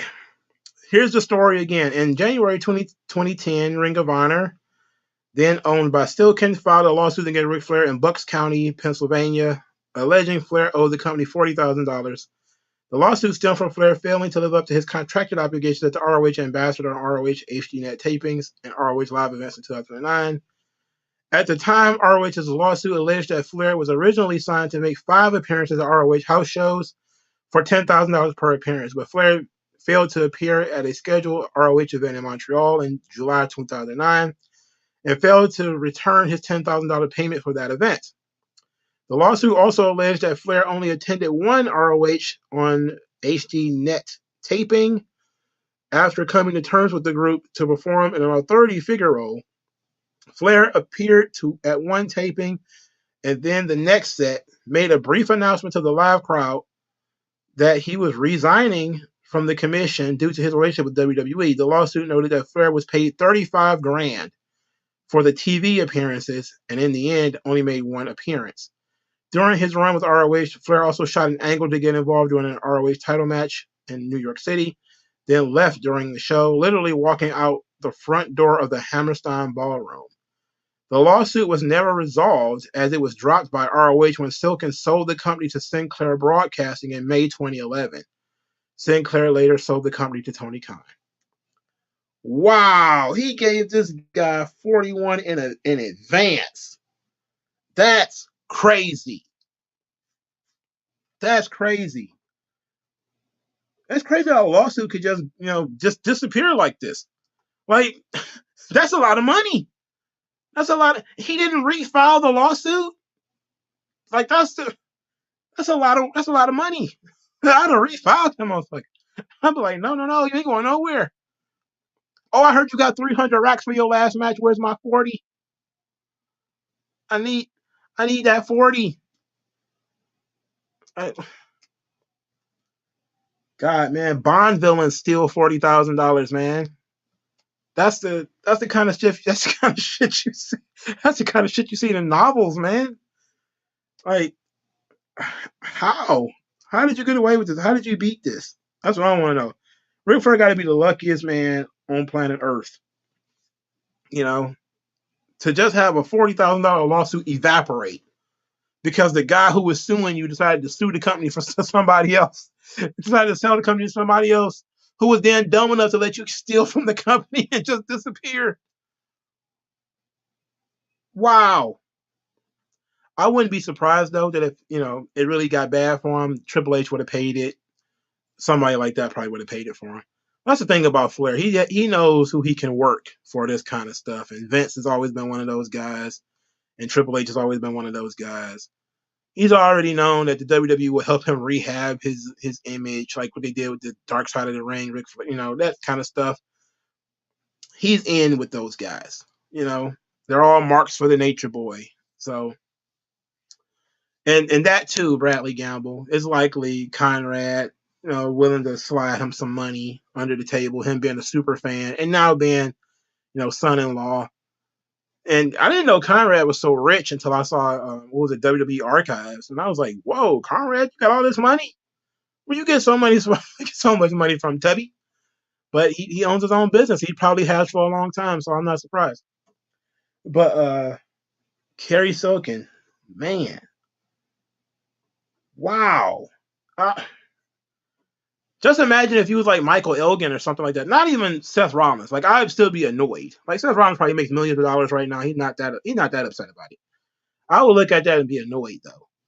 But if you were like Michael Elgin or like Austin Aries or somebody like that who's on that roster, and you're like Ric Flair making $10,000 a pop, I think I'm gonna have to rob Ric Flair, man. I'm sorry. Rolex wearing, not anymore. Diamond ring, not anymore. I gotta rob Ric Flair. Look, I'm wrestling in front of 200 people who can't even buy shirts that fit. I will rob Ric Flair. It's that simple. This is ridiculous. It's ridiculous. No wonder all those guys are jumping ship to TNA. Those guys getting the hell out of there as soon as they could. Like, I gotta get out of here. Shit, they won't even give me a pickle with this corned beef sandwich. I gotta get out of here. They giving Ric Flair $10,000 to breathe into a microphone. Oh my brother. Speaking of which, I was watching a bootleg stream of Ring of Honor before I started doing this. It's sad. It's a sad state of affairs, dog. I watched like 2 matches. I was like, it's dark elevation level stuff. I was like, yeah, buddy. I am so glad that this is putting that behind a paywall is theft too, by the way. If you were to watch like modern day Tony Khan Ring of Honor, putting that behind a paywall, it should be theft. How it's not theft, I don't know. It should be theft. Absolutely. Because I watched Dante Martin get power drived on the ramp and still win the match. I'm like, you know what? Yeah. For starters, you're wrestling Mike Bennett, so I'm already kind of off it. But now, you're doing too much. So, let's try to get through this, man. I can't believe this guy.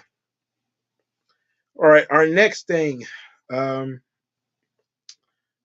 Furoz. All right, so this happened about a week ago. I forgot about it. That's why I didn't mention it on NXT. But Valentina Furoz,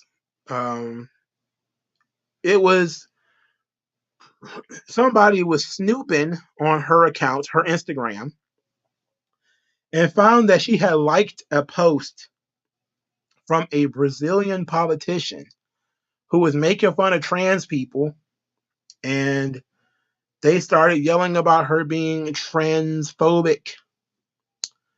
I agree, D-Mac. Ring of Honor was pretty good right before it closed. It was fun. So here is the initial tweet. It says, Valentina Furoz liked a video of a politician making fun of a trans woman and saying men who want to be women are taking the place of real women. My friend confronted her, and this was her response. She then unliked the post and blocked my friend afterwards. So her and the friend are in there. I think she's speaking in Portuguese, and it's Portuguese. I don't know this, you know. But apparently Valentina Furoz, they spent several hours really roasting Valentina on Twitter for a while. And then she backed down. She tweeted out, I am here to apologize for what happened on my Instagram. I support and protect trans rights. I support, protect, love, and peace. Love always overcomes hate and prejudice. I'm going to tell you the truth. There is no apology at gunpoint that I believe. There is not one. There is not a single apology which is made by gunpoint that I will believe. Not one. Because I can tell you right then and there that this is bullshit. Even if she did like the post. Now apparently she liked the post, didn't know where it was going, and then unliked it or whatever. But then everybody starts talking about how she's a Bolsonaro supporter. And I was like, oh no, we're going Bolsonaro, he's Brazilian Trump. Did you know that? He's Brazilian Trump. It's sad that you have these stands just hanging outside, nitpicking your entire life. Like it's not even about the whether she supports trans rights or anything like that. It's about these weirdos hanging around your Instagram, your Twitter, thinking they have the right to confront you over something. Who are you to confront anybody over anything? She's going to say whatever she needs to say to make this thing go away, but it's never going to go away. That's why you should never really apologize and never really acknowledge what's going on. Just Lacey Evans has become the master of it because she don't apologize for shit. You know, she just tweets out things and then lets the buzzards buzz, and she just goes on with the rest of her life, which is the right way for you to handle this type of situation. For starters, you probably need to have it's sad to say this, but it's probably necessary that if you were a person who is involved with like your community and politics and stuff like that, you might want to need to get a burner account and maybe pass your actual Twitter account to the company. That way you won't be doing things like, hey, I like this post about that this guy said about trans people or too much sugar in your food, and people are deciding to jump all over you because you're a fan of Andrew Tate or whatever the hell, or whatever thing they chose to demonize or support today. You know, letting a PR company control that is probably for the best. You know, it's probably the smartest move you can make at this point. Is passing that stuff over to somebody else.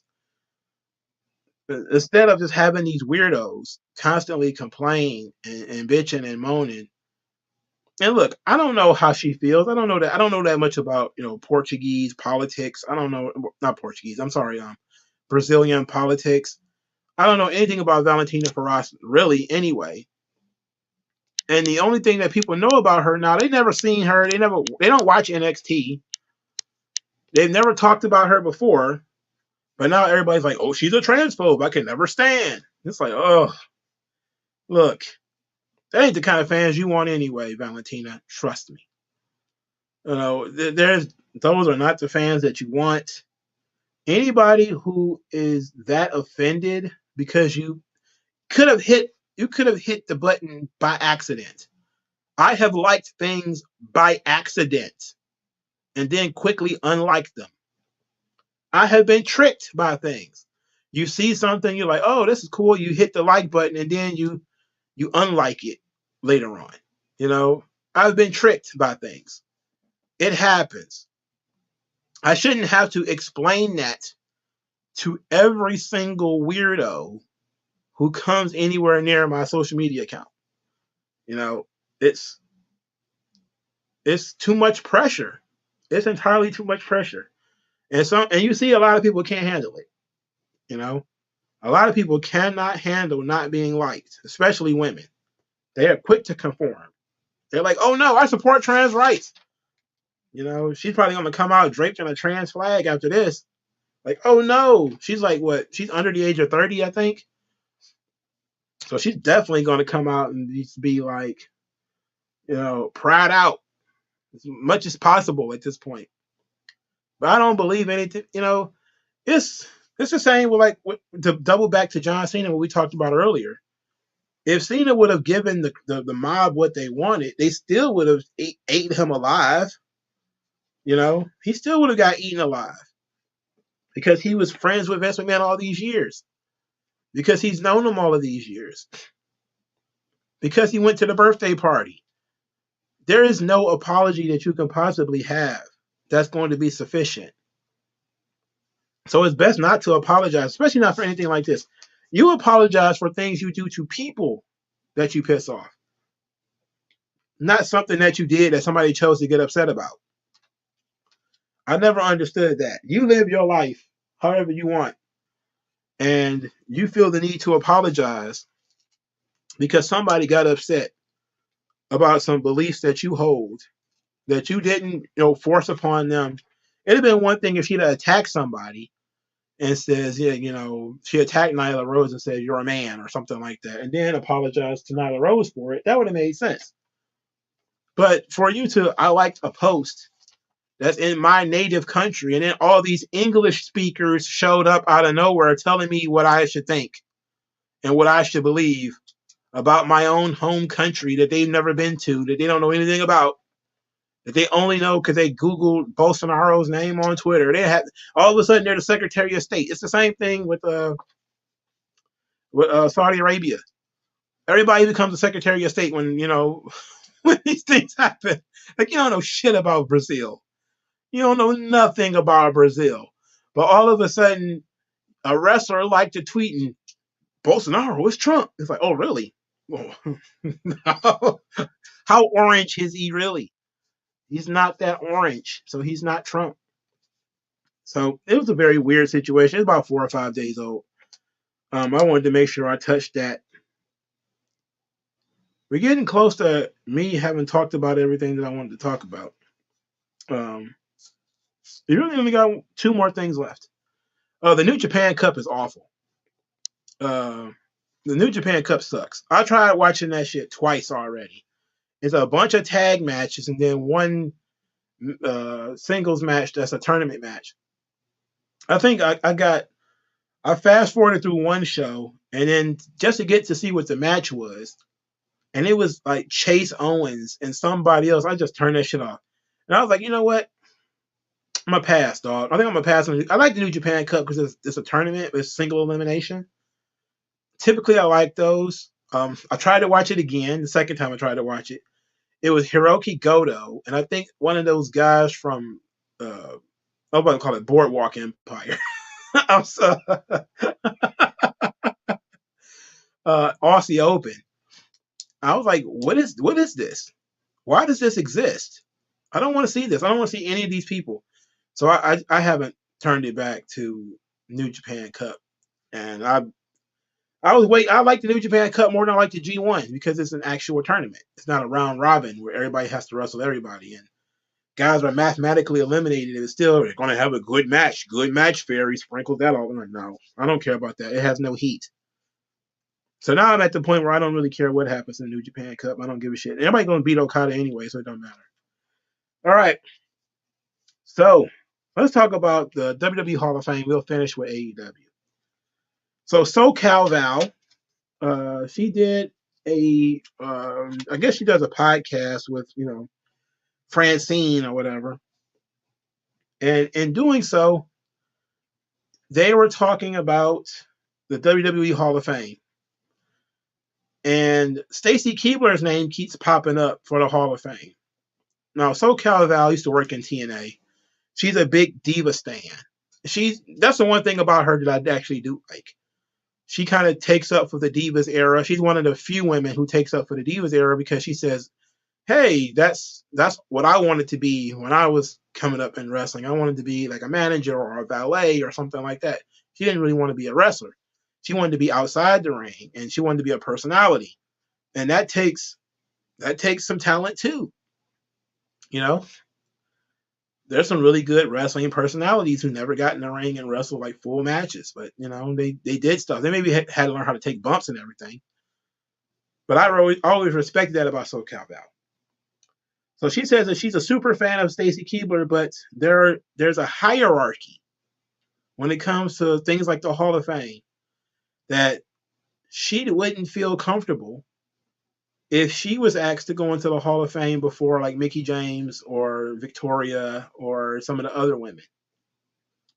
And that she would hope that even though she's a fan of Stacy Keibler, that Stacy Keibler would not accept it until after more deserving people got into the Hall of Fame. This, of course, brought out the old battle axe, Medusa, who starts tweeting about it.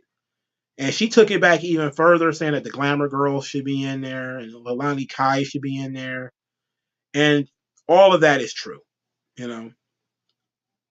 There's nothing that she tweeted out that was wrong. To be quite honest, you should go oldest first and then work your way to the youngest. To me, that's how you should do a Hall of Fame. You should go back to the Jumping Bomb Angels and say, we should put them in the Hall of Fame. Look at all the women from the 80s. Did we put all of them in yet? Did we put all the significant women from the 80s in yet? Velvet McIntyre, Rockin' Robin. Rockin' Robin's near the early 90s. Did we put all of them in yet?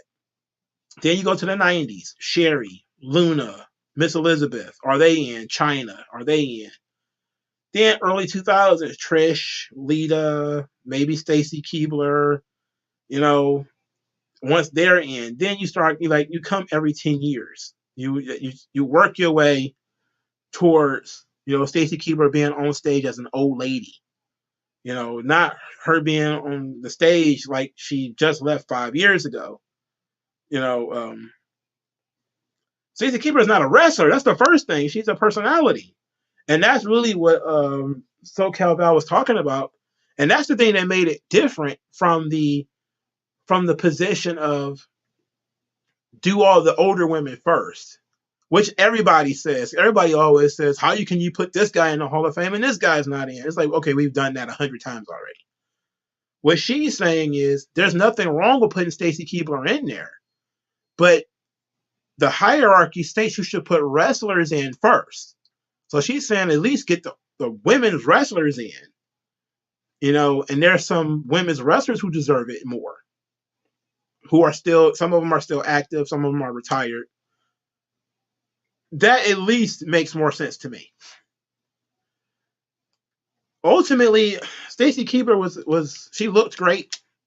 To me, I don't know what she would have done to be in the Hall of Fame, but this absolutely happens every year.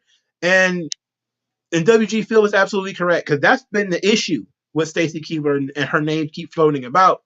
It's because some people have said that she's rejected this more than once. The Honky Tonk Man has rejected it a bunch of times. People was complaining about Rick Martel not being in the Hall of Fame. Like, yo, he has rejected it. He didn't want to be in the Hall of Fame at one point. He may change his mind at some point because the Honky Tonk Man did. But sometimes people just don't want to travel. They don't feel like it. They don't want the attention. They don't want anything to do with the business. You know, that's a Sable thing right there. She would have been in the Hall of Fame a long time ago if she wanted anything to do with the business. She don't want to be in the business. She don't want to be that part of the business. So there's nothing you can do about that. Now, as far as I know, I never heard in any sport that the Hall of Fame was something you could turn down.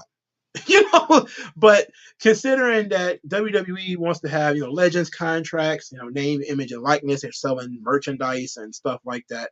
They kind of need your name and everything, your face, and all that. I'm pretty sure the NFL does too, but who's going to turn down an NFL Hall of Fame deal? You know.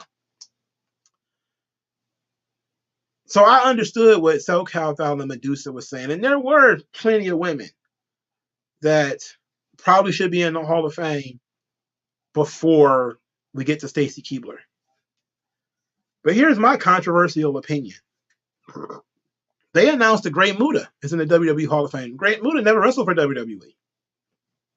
I'm not saying the Great Muta isn't fantastic. I love the Great Muta.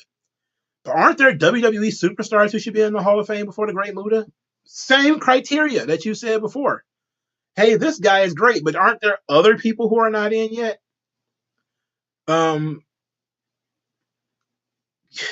That's a question I would ask. You know, WWE has a history of putting people, at least one person in who never really worked there, or they worked one match there. Tatsumi Fujinami did work in WWE. He worked, now I wouldn't say extensively, but he had more than a few matches in WWE. He was pretty much a regular. But Jushin Thunder Liger, one match. In the entirety of his career, one match in WWE, they put him in the Hall of Fame. Great Muta, 0 matches in WWE, they put him in the Hall of Fame. Bull Nakano, who was Japanese and female, they didn't put her in the Hall of Fame. She was a women's champion. She should have went in before Muta. If you even want to go Japanese with it, she should have went in before Muta. You know? But they didn't. I'm not hearing anybody saying that. Nobody's saying that the Muta shouldn't be in the Hall of Fame yet.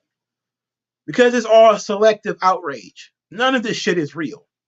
It's all just garbage, okay?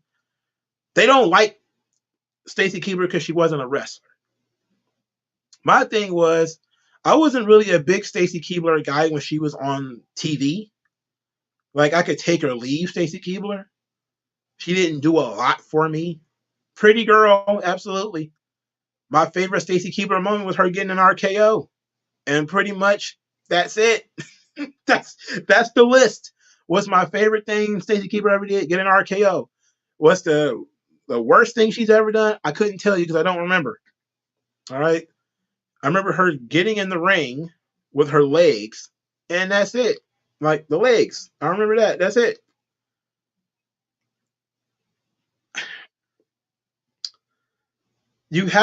I think they should expand the class. Like, there should be people who are going to be on stage, and that's usually what they do when they do a legacy class. And then people get angry about the legacy class because they're like, oh, you put Luna in the legacy class. That's not fair. China, she's in there with DX. It's like, ugh. It's exhausting when you get to that point. But, I mean, it is what it is. You know, some people are dead. They've been dead for a decade. I mean, what do you do? Who are you going to contact? Especially if they didn't have any children. If their parents or family members are incapable of showing to the show, what are you going to do? You know? I mean, there's not much you can do. Wrestlers seem to be a lot of them are carnies from birth. You know, they have these weird situations where, you know, they were kidnapped from the hospital and raised by wolves, and next thing you know, they're like a world champion pro wrestler, but they died at 45, and now you have to try to figure out where the children are and all that kind of stuff. It's like sometimes it's just hard to figure it out. You know, like. Some people, you have to try to make sense of it. Like like Luna, for instance. Let's say you was going to put Luna in the Hall of Fame. Who are you going to have induct her? You know, it would have to be one of the Vashons, wouldn't it? Because I think both of them are still alive, if I'm correct. But is their cognitive functions enough? She didn't have any children. She have brothers and sisters. I don't even know I don't think she had any blood brothers and sisters. She was adopted. So you're talking about just a lot of trying to, who owns the rights to the name? Who owns the rights to be able to control her image? Who owns her face or whatever? Because if you're going to put her face on like merchandise or something like that, you have to be able to contact somebody and say, okay, who do I send the checks to? Like I'm pretty sure you could find somebody if you were to do some digging. It probably wouldn't be too much. But then you have to be like, okay, it'd be a pain in the ass. And then some of these guys, if you go back far enough, you're talking language barrier. You're talking like children are old, maybe dead. And it's kind of weird. Like, it would be easy to do somebody from the 80s because they're likely to still be alive. They likely speak enough of the language and have enough cognitive function that they're still worth, putting out there.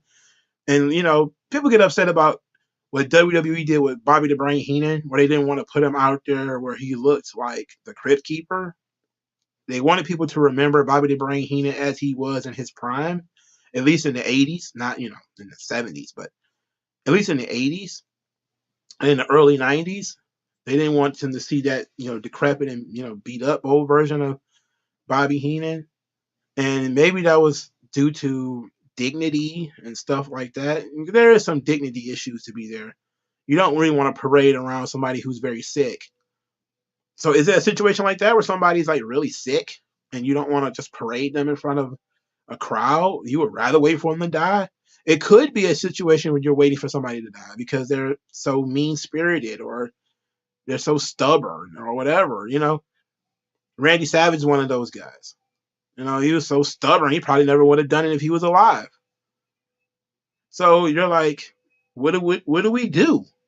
So you start skipping people because you start saying, okay, how are we going to make this thing work, that thing work? And then you're trying to hit your quotas because you got to have a black person, you got to have a woman every year, you got to have a minority.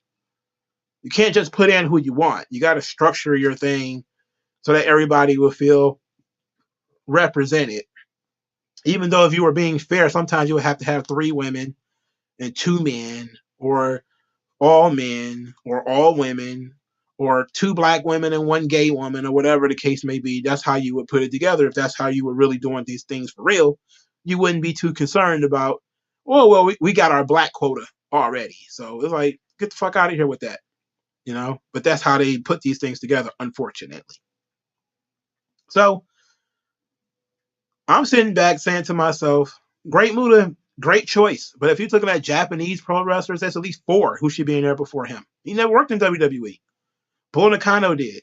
The Jumping Bomb Angels, that's 2 right there. They did.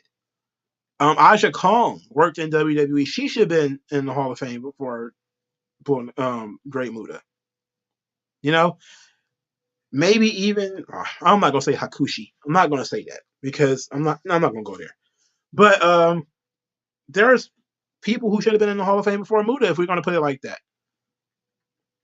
Not saying it, but Muta worked significant amount of time in WCW and was a big star in the United States.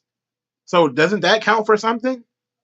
Yeah, of course it counts for something. So you can't just say, well, he never worked there, so he shouldn't be in. That's stupid. You're ignoring the rest of his career, So that's not my argument. I wouldn't say put in Bull Nakano, not Great Muta. That's crazy. I love the Great Muta. He should definitely be in the Hall of Fame. But if we're going Japanese, why not him and Bull Nakano? Put them in at the same time. Seems ridiculous to me that she's not in. What are we waiting for? Like if she's still alive and she's, still pretty spry, I don't see why she wouldn't be in the Hall of Fame. I don't know. Is Tajiri in the Hall of Fame? I don't know. And I don't think he's going to get him in anytime soon. I don't know. I don't think Tajiri is wrestling anymore, though. I know he just wrote a book. I'm not sure if he's wrestling anymore. But if he was, I'm sitting here. I'm really kind of sitting back looking at like, who's the black person this year? That's what I'm looking for. Like, who is it? Who is it going to be? Who's going to be the black one? You know, is there going to be somebody black this year? You know, is Taka Michinoku in the Hall of Fame? Nope. The Great Sasuke isn't in the Hall of Fame either. Both of them should be. You know, Taka Michinoku, they built an entire division around him. The Great Sasuke, he was supposed to be the face of the light heavyweight division, and WWE was going to do a lot of stuff with Michinoku Pro, and he got like a giant ego, and it kind of fell apart. Ultimo Dragon is not in the Hall of Fame. You know, why aren't we putting luchadors in there? If we're going to put people who never worked in WWE in the Hall of Fame, why not Blue Demon? Why not Dr. Wagner? Dr. Wagner Jr.? Why not El Fantasma? There's quite a few people in Mexico I could think of. Conan is not in the Hall of Fame. Conan is going to induct Ray.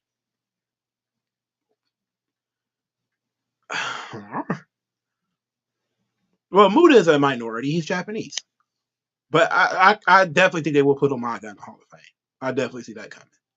Especially since it's being a bloodline year, they're definitely going to probably put Umaga in the Hall of Fame. Yeah, Umaga will probably be the dead guy that they put in.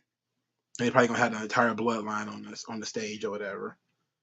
And they may have Rikishi do the speech. They're probably going to wait for Conan to die. I'm not even going to hold you up. They're probably going to wait for Conan to die. Jim Cornette, too. They're probably wait for him to die, too. They put the Rock and Roll Express in the Hall of Fame. Not Rock and Roll Express, but the Midnight Express and Jim Cornette all in at the same time and wait for Jim Cornette to fucking die. So he can't fuck it up. So Jim can. He'll probably have like a trap door or something like that where Stacy's going to be like, Yeah, Lex Luger not being in the Hall of Fame. He's not in the Hall of Fame for the Elizabeth stuff. You know, that's why he's not in. You know, he's bad PR. Even though I think there's been enough time in between when it happened. But that bad PR stuff is legit. Like, that's why China didn't get her own induction. You know? She's terrible public relations.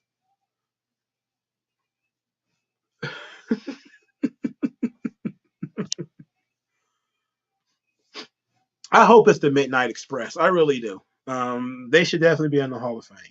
Especially if you put the Freebirds in there. I'm not saying the Freebirds don't deserve to be in there. But, you know, the Freebirds and Triple H seemed like the kind of guy who would put the Midnight Express in the Hall of Fame. Vince, but Midnight Express, definitely. I think Triple H would do it. He's a student of the game kind of guy. So I definitely think he would put him in the Hall of Fame. The Fantastic should be in the Hall of Fame, too. I think both of them are dead now. Tommy Rogers and, oh, shit, what's the other guy's name? I forgot his name. I know the other one was Tommy Rogers. But they were a pretty big tag team, too. They should be in the Hall of Fame. I can't remember this guy's name I'm talking about. He should be in the Hall of Fame. The Rock is too busy to get put in the Hall of Fame. He doesn't have time to slow. Bobby Fulton. There you go. Bobby Fulton and Tommy Rogers. Yes. The Fantastics. They should be in the Hall of Fame.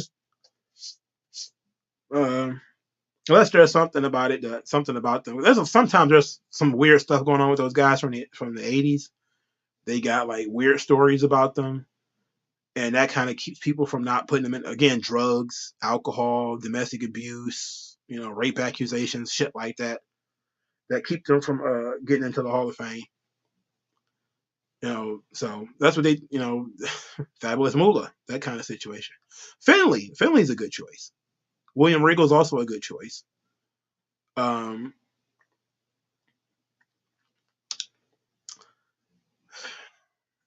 don't know, like, I'm interested in how they're doing this because right now it's just Rey Mysterio and the Great Muta. And there's two minorities so far because Rey is Mexican and Muta is Japanese. Who's going to be the white guy? Or is it not going to be a white guy this year? Who's going to be the tag team? Who's going to be the woman? I'm really interested in who the woman is going to be. I'm very interested in that. If it's Stacy Keibler, that's going to be weird. That's going to be weird. Yeah, Demolition should certainly be in there. That would definitely mean, and see, Demolition is a tough one for me. Because do you put Demolition in as a duo or a trio? Because if you put Demolition in it as a trio, that means Crush is a Hall of Famer. And there is nothing I like less than Crush. I cannot stand Crush. I would be so disappointed if they put Crush in the Hall of Fame. That guy had 4 different iterations and had the same name. Right? The guy was Crush in the Demolition. He was Kona Crush. Then he was Heel Crush. Then he was Biker Crush. And he sucked in every single one of them. He never improved. Sid! Yes, Sid. Sid is perfect. Sid should headline. It's going to be in Los Angeles. I doubt he even goes to Los Angeles. But Sid, yes, definitely Sid should go. The thing is, Crush was actually a significant part of Demolition. He played an important role because I believe Bill Eadie had a heart condition, so he needed somebody to work for him. So and plus, when it came to Demolition, at certain part, he was an important part of the team. So, do you put Crush in there? That's the question. You put Demolition in, you don't put in Crush. I mean, you put in 2/3 of the act at that point, you know? Like when they put in the Freebirds, everybody went in. Everybody who was a Freebird, including Jimmy Garvin, who probably had no business being in the Hall of Fame, at least not as a Freebird. You know, why the hell would you put Freebird Jimmy Garvin in there? That was some WCW shit. That shit didn't work out. But I'm pretty sure Michael Hayes, they had to have somebody who was alive, so Michael Hayes couldn't be on the stage by himself to do his stupid song. Who's going to sing Bad Street? With Michael Hayes. Yeah, they're not going to put Moondog Spot in their Hall of Fame. Nah. They probably could put the Moondogs in the Hall of Fame if they're not in already. I don't think they have. I don't think they are, though. I don't think they're going to put them in there. They're like a pre-WrestleMania team. I don't think they're in the Hall of Fame, though.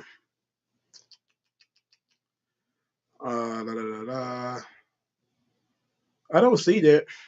Nope, they're not in there. They're not in the Hall of Fame. They should be, though. They better not put Santino in the Hall of Fame. God damn, that's enough. That's enough of this shit.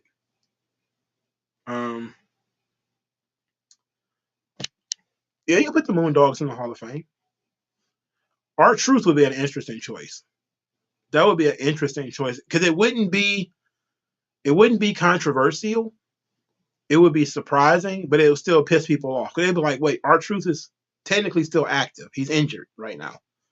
But he's 50. So he's definitely Hall of Fame age. Okay, so he's definitely like old enough to be in the Hall of Fame. Santino will make it. He'll probably get older. He has to have that small gray hair in his face. He owns the name now and he's doing all kind of stuff and Impact. I wouldn't even waste my time now. If you're gonna do any business with Impact, it should be for somebody who matters. Well, if you're gonna put Doink in the Hall of Fame, do you put Matt Bourne or Ray Apollo? Because Matt Bourne is everybody's favorite, but Matt Bourne got problems. So, do you say we just gonna put the character in the Hall of Fame? I don't know. That's a weird situation with Doink, and I was thinking about that the other day. You know, if you do want to put Doink in the Hall of Fame, which one do you put in? Because it's 2 different Doinks. At least two. So you it was at least two. So Ray Apollo worked as Doink more. The rest of them were kind of fill-ins. But Matt Bourne is everybody's favorite Doink. So you guys got to put the character in, I guess. So it's kind of like, I guess when you talk about the character, you just talk about whoever played the character. But Matt Bourne I don't think you want to celebrate that guy. I don't think you want to celebrate him. And Ray Apollo, I mean, the crazy thing is when I was a kid, I didn't even notice they changed Doinks. That was how cool the character was. I didn't even notice they changed the character. There was a different guy under the mask. I couldn't even tell. But my thing is, you either got two choices when it comes to Doink. I don't really count the Brooklyn Brawler, even though you probably could put the Brooklyn Brawler in a Hall of Fame, like a Hall of Fame job guy. Because everybody knows who the Brooklyn Brawler is. He was still doing jobs into like the Attitude Era. From like the 80s to like the Attitude Era, he was still doing jobs and he was still pretty well known. A lot of people like the Brooklyn Brawler too. I was always partial to the Brooklyn Brawler. As a job guy, he's one of my favorite job guys. He still works in WWE too, so that's probably why he'll never get put in. Do you think every WWE champion should eventually be put in? Theoretically, that should be one of the standards. You should have been a WWE champion, but then you look at it and you say, Benoit. He was a world heavyweight champion, but Benoit, is he gonna be the only one you don't put in there? You gonna put Jack Swagger in there? I don't know about that. I think eventually most world champions will make it. I do think that there are Hall of Fame jobbers, though. I'm not even gonna hold you up. I think that some guys were really good at their job, and Steve Lombardi is one of those dudes. He was good. Iron Mike Sharp was good. Were they gonna tear the business up? No. But they were good at their jobs and they lasted a long time. And most people, if you watched indie wrestling from the 80s or early 90s and you saw a picture of Iron Mike Sharp, you know who he is. They put that jobber who ended up training the Dudley Boys. I forget what his name is right off the top of my head. But they put him in the Hall of Fame, and people complaining about that. But they've done worse than that so far. Jinder Mahal's won every title, I think. He's been a tag team champion. He's been United States champion. He's been WWE champion. He's main evented pay-per-views. Why wouldn't you? Bradley Gamble says he wished he would show some love to non-wrestlers like Jim Johnston and the Hebners. Now, the Hebners, you could probably forget it. They're probably not going to ever forget the bootlegging. But Lillian Garcia, yeah, she should definitely be on the Hall of Fame. Yeah. I don't see why they don't put in, is Howard Finkel in the Hall of Fame? He should be, right? Let me take a look. Because if he's in, Lillian Garcia should be in there. And I don't know if what's the name works for not MLW but ROH. Tony Chemmel. I think that he was. I think he went to work for ROH or something. Yeah, he's Howard Finkel's in the 2009 Hall of Fame class. Yeah, so they put in ring announcers. So Lillian Garcia should be in there. The first lady ring announcer should be in there too. What was her name? I'm trying to think of it. Shit. What's her name? It's not Bonnie Blackstone. Bonnie Blackstone was outside ring interviewer. She was the female voice in the 80s. Yes, it was Mike McGurk. Yeah, that was her name. Mike McGurk. She should be in the Hall of Fame. So, why not? She was one of the few female ring announcers ever. That's a good it's a good idea to show that people haven't forgotten that they used to do this stuff a long time ago. And that's the weird thing when you go back and you look at a lot of the WWF from the 80s and 90s, you see how progressive it was. They had, female announcers and female ring announcers, and they had female wrestling when other companies didn't do any of that stuff. Most of the other companies weren't doing female wrestlers. They weren't doing female ring announcers. They were doing female interviewers, but it was usually women who were already in the business. WCW had like Missy Hyatt doing her character.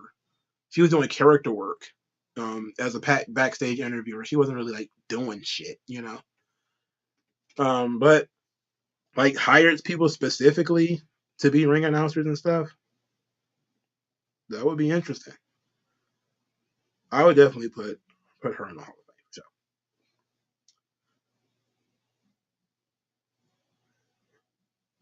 So she rules.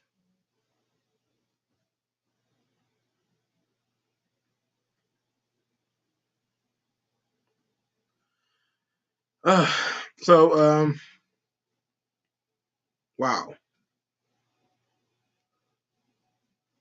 What is going on here? My mouth getting dry. It's almost 10:30. So they had a black ring announcer named Mel Phillips, but it turns out he was a child molester. yeah, not a good idea.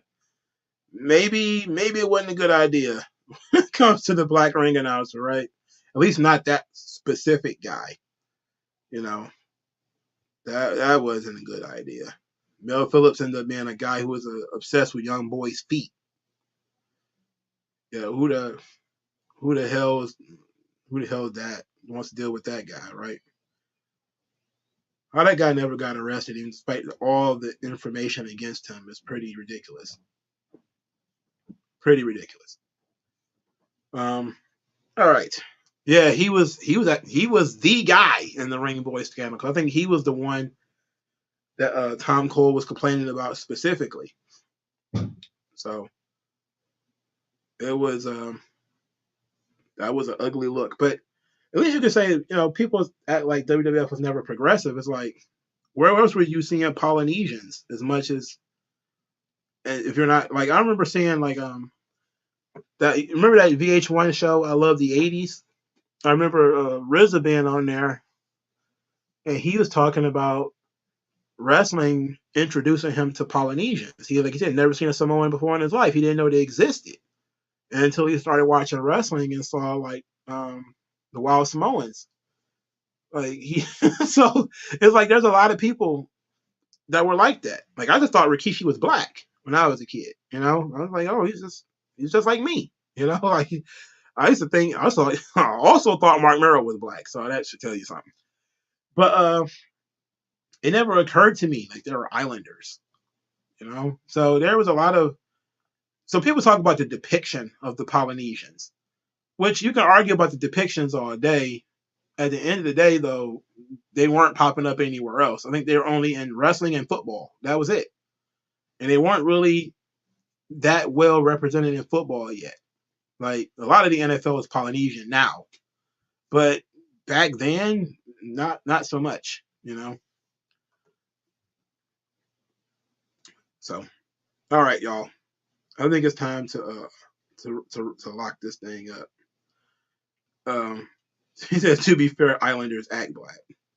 They do have a lot of that urban element to them, and I'm quite interested in why. But I'm guessing just because they live in urban areas, like the Anunnaki and stuff like that. They're from like San Francisco. They're from the cities and everything, so it would make sense that they would have that inner city culture. They listen to rap music, and you've seen Jacob Fatu on MLW. You wouldn't be able to tell the difference between him and anybody you would come across from Detroit. He's sitting there with like a bottle of Hennessy and a cigarette. You're like, what in the world? He's wearing Lokes. and the big chains and everything. You're like, God damn, what is going on here?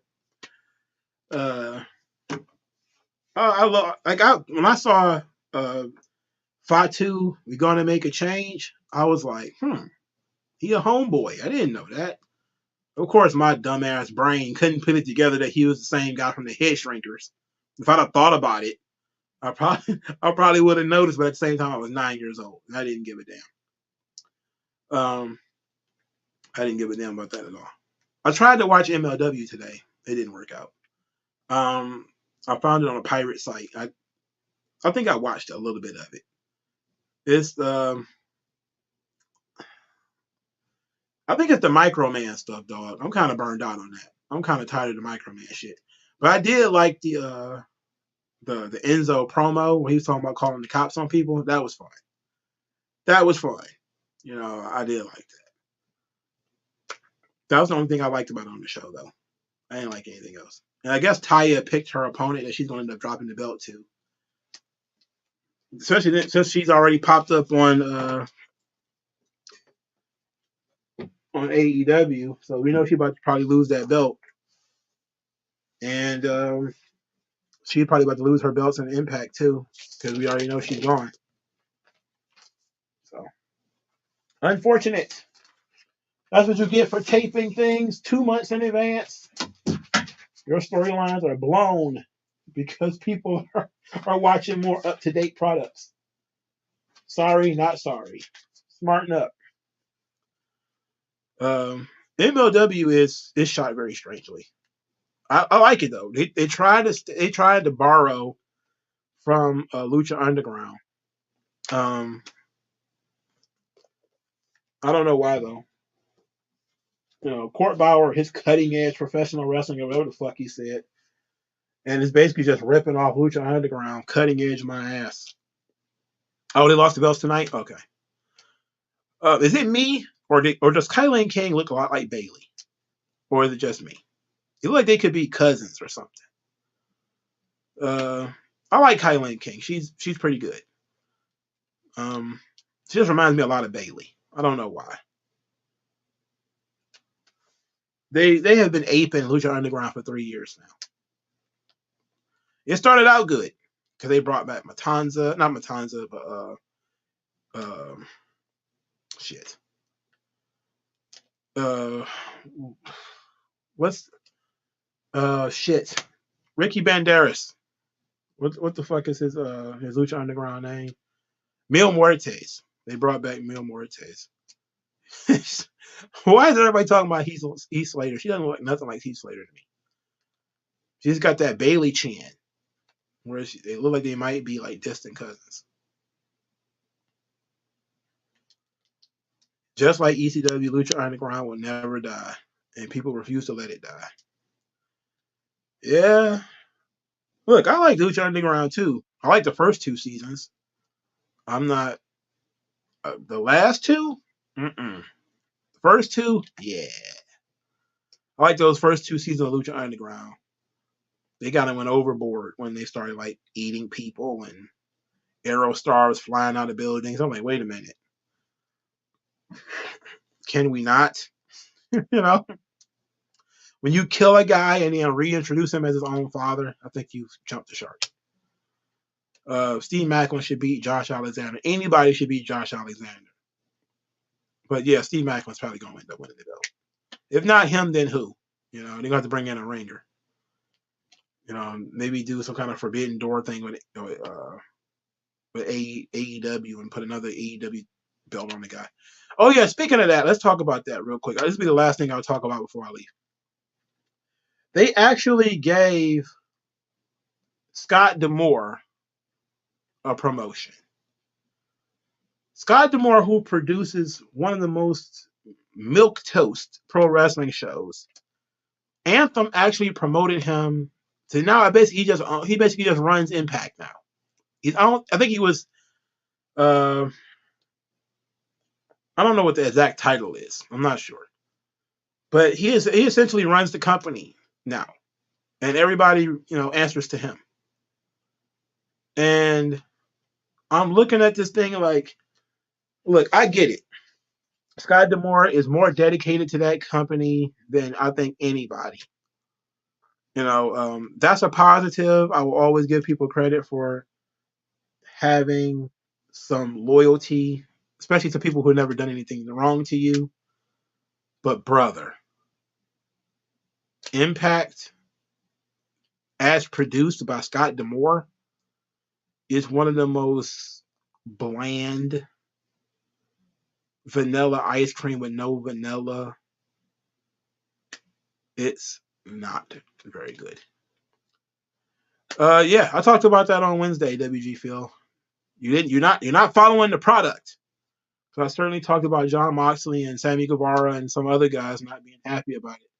I talked about it in my Dynamite review. They'll get over it. They ain't got no choice. And plus, Tony Khan will eventually probably yield. And once he starts losing money on these house shows, he'll probably yield on them. He'll probably give it up. But he's probably going to run them for like a year or so just to test, just to see if he can make some money off of it. And it'll probably be successful the first couple of times, and then it will taper off over time. But they're doing 6 shows in Canada. That's way too much. They're going to burn the market out already.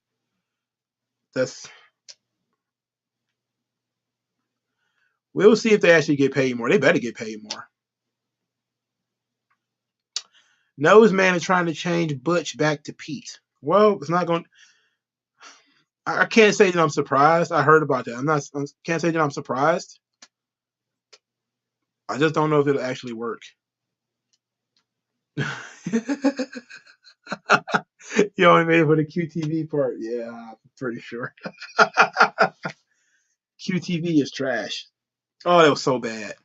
But I will say this. This gonna be the last thing I say before I go.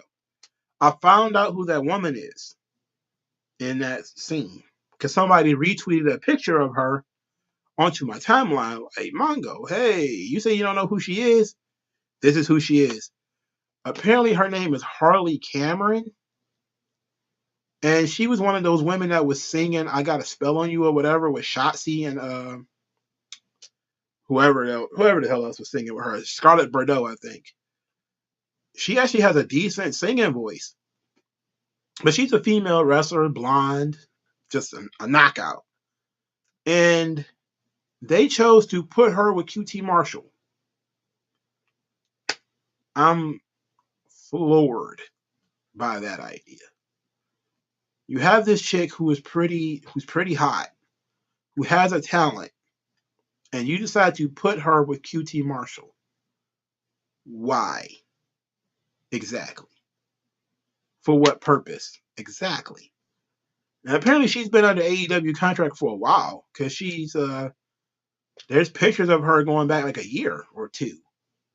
She is Zion Quinn's fiance. Why is she not in NXT? She need to get in NXT. She can sing songs and stuff. She's hot. Damn. The woman's hot. I was not looking for her. I was like, whoa.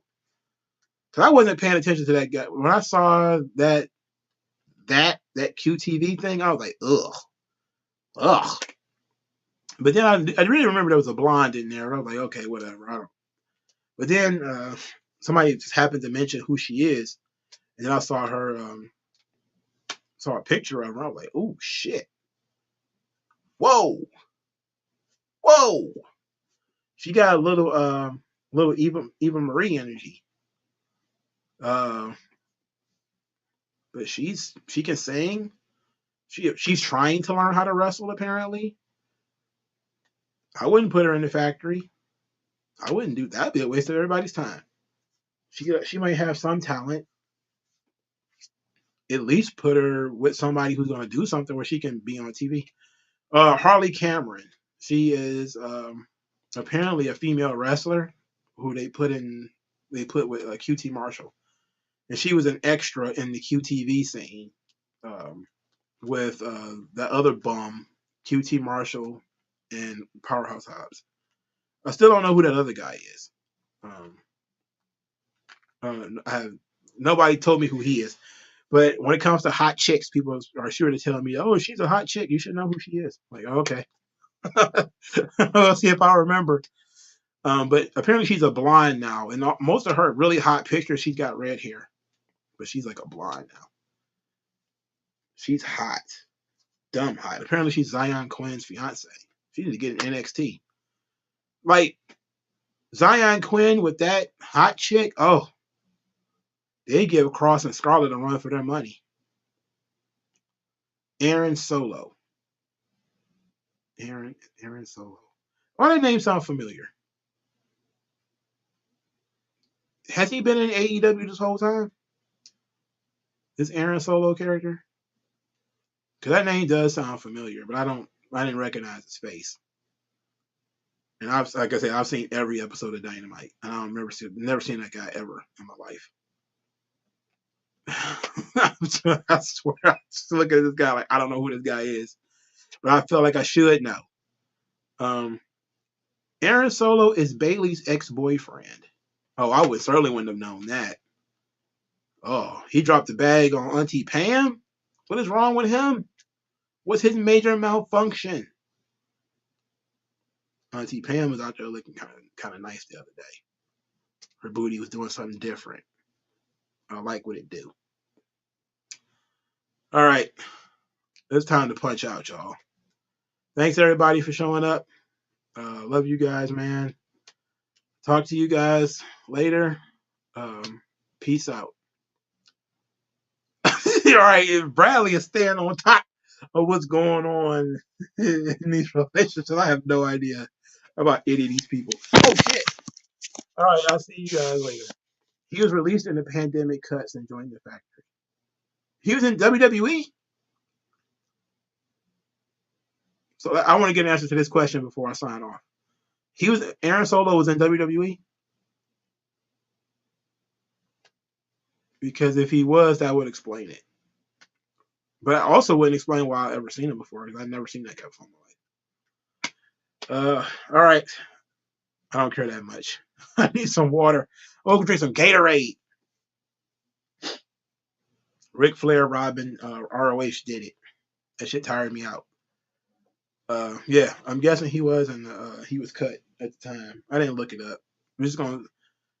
Everybody went through the PC at some point, though. Yeah, it seemed like if you're a young wrestler, it seemed like you had a run in the PC for a short amount of time. So many guys like EJ Nduka, he got cut from the PC. He went to MLW. Now he's leaving MLW. I think he's going to end up probably going either to AEW or Ring of Honor. He's still the shits, but whatever.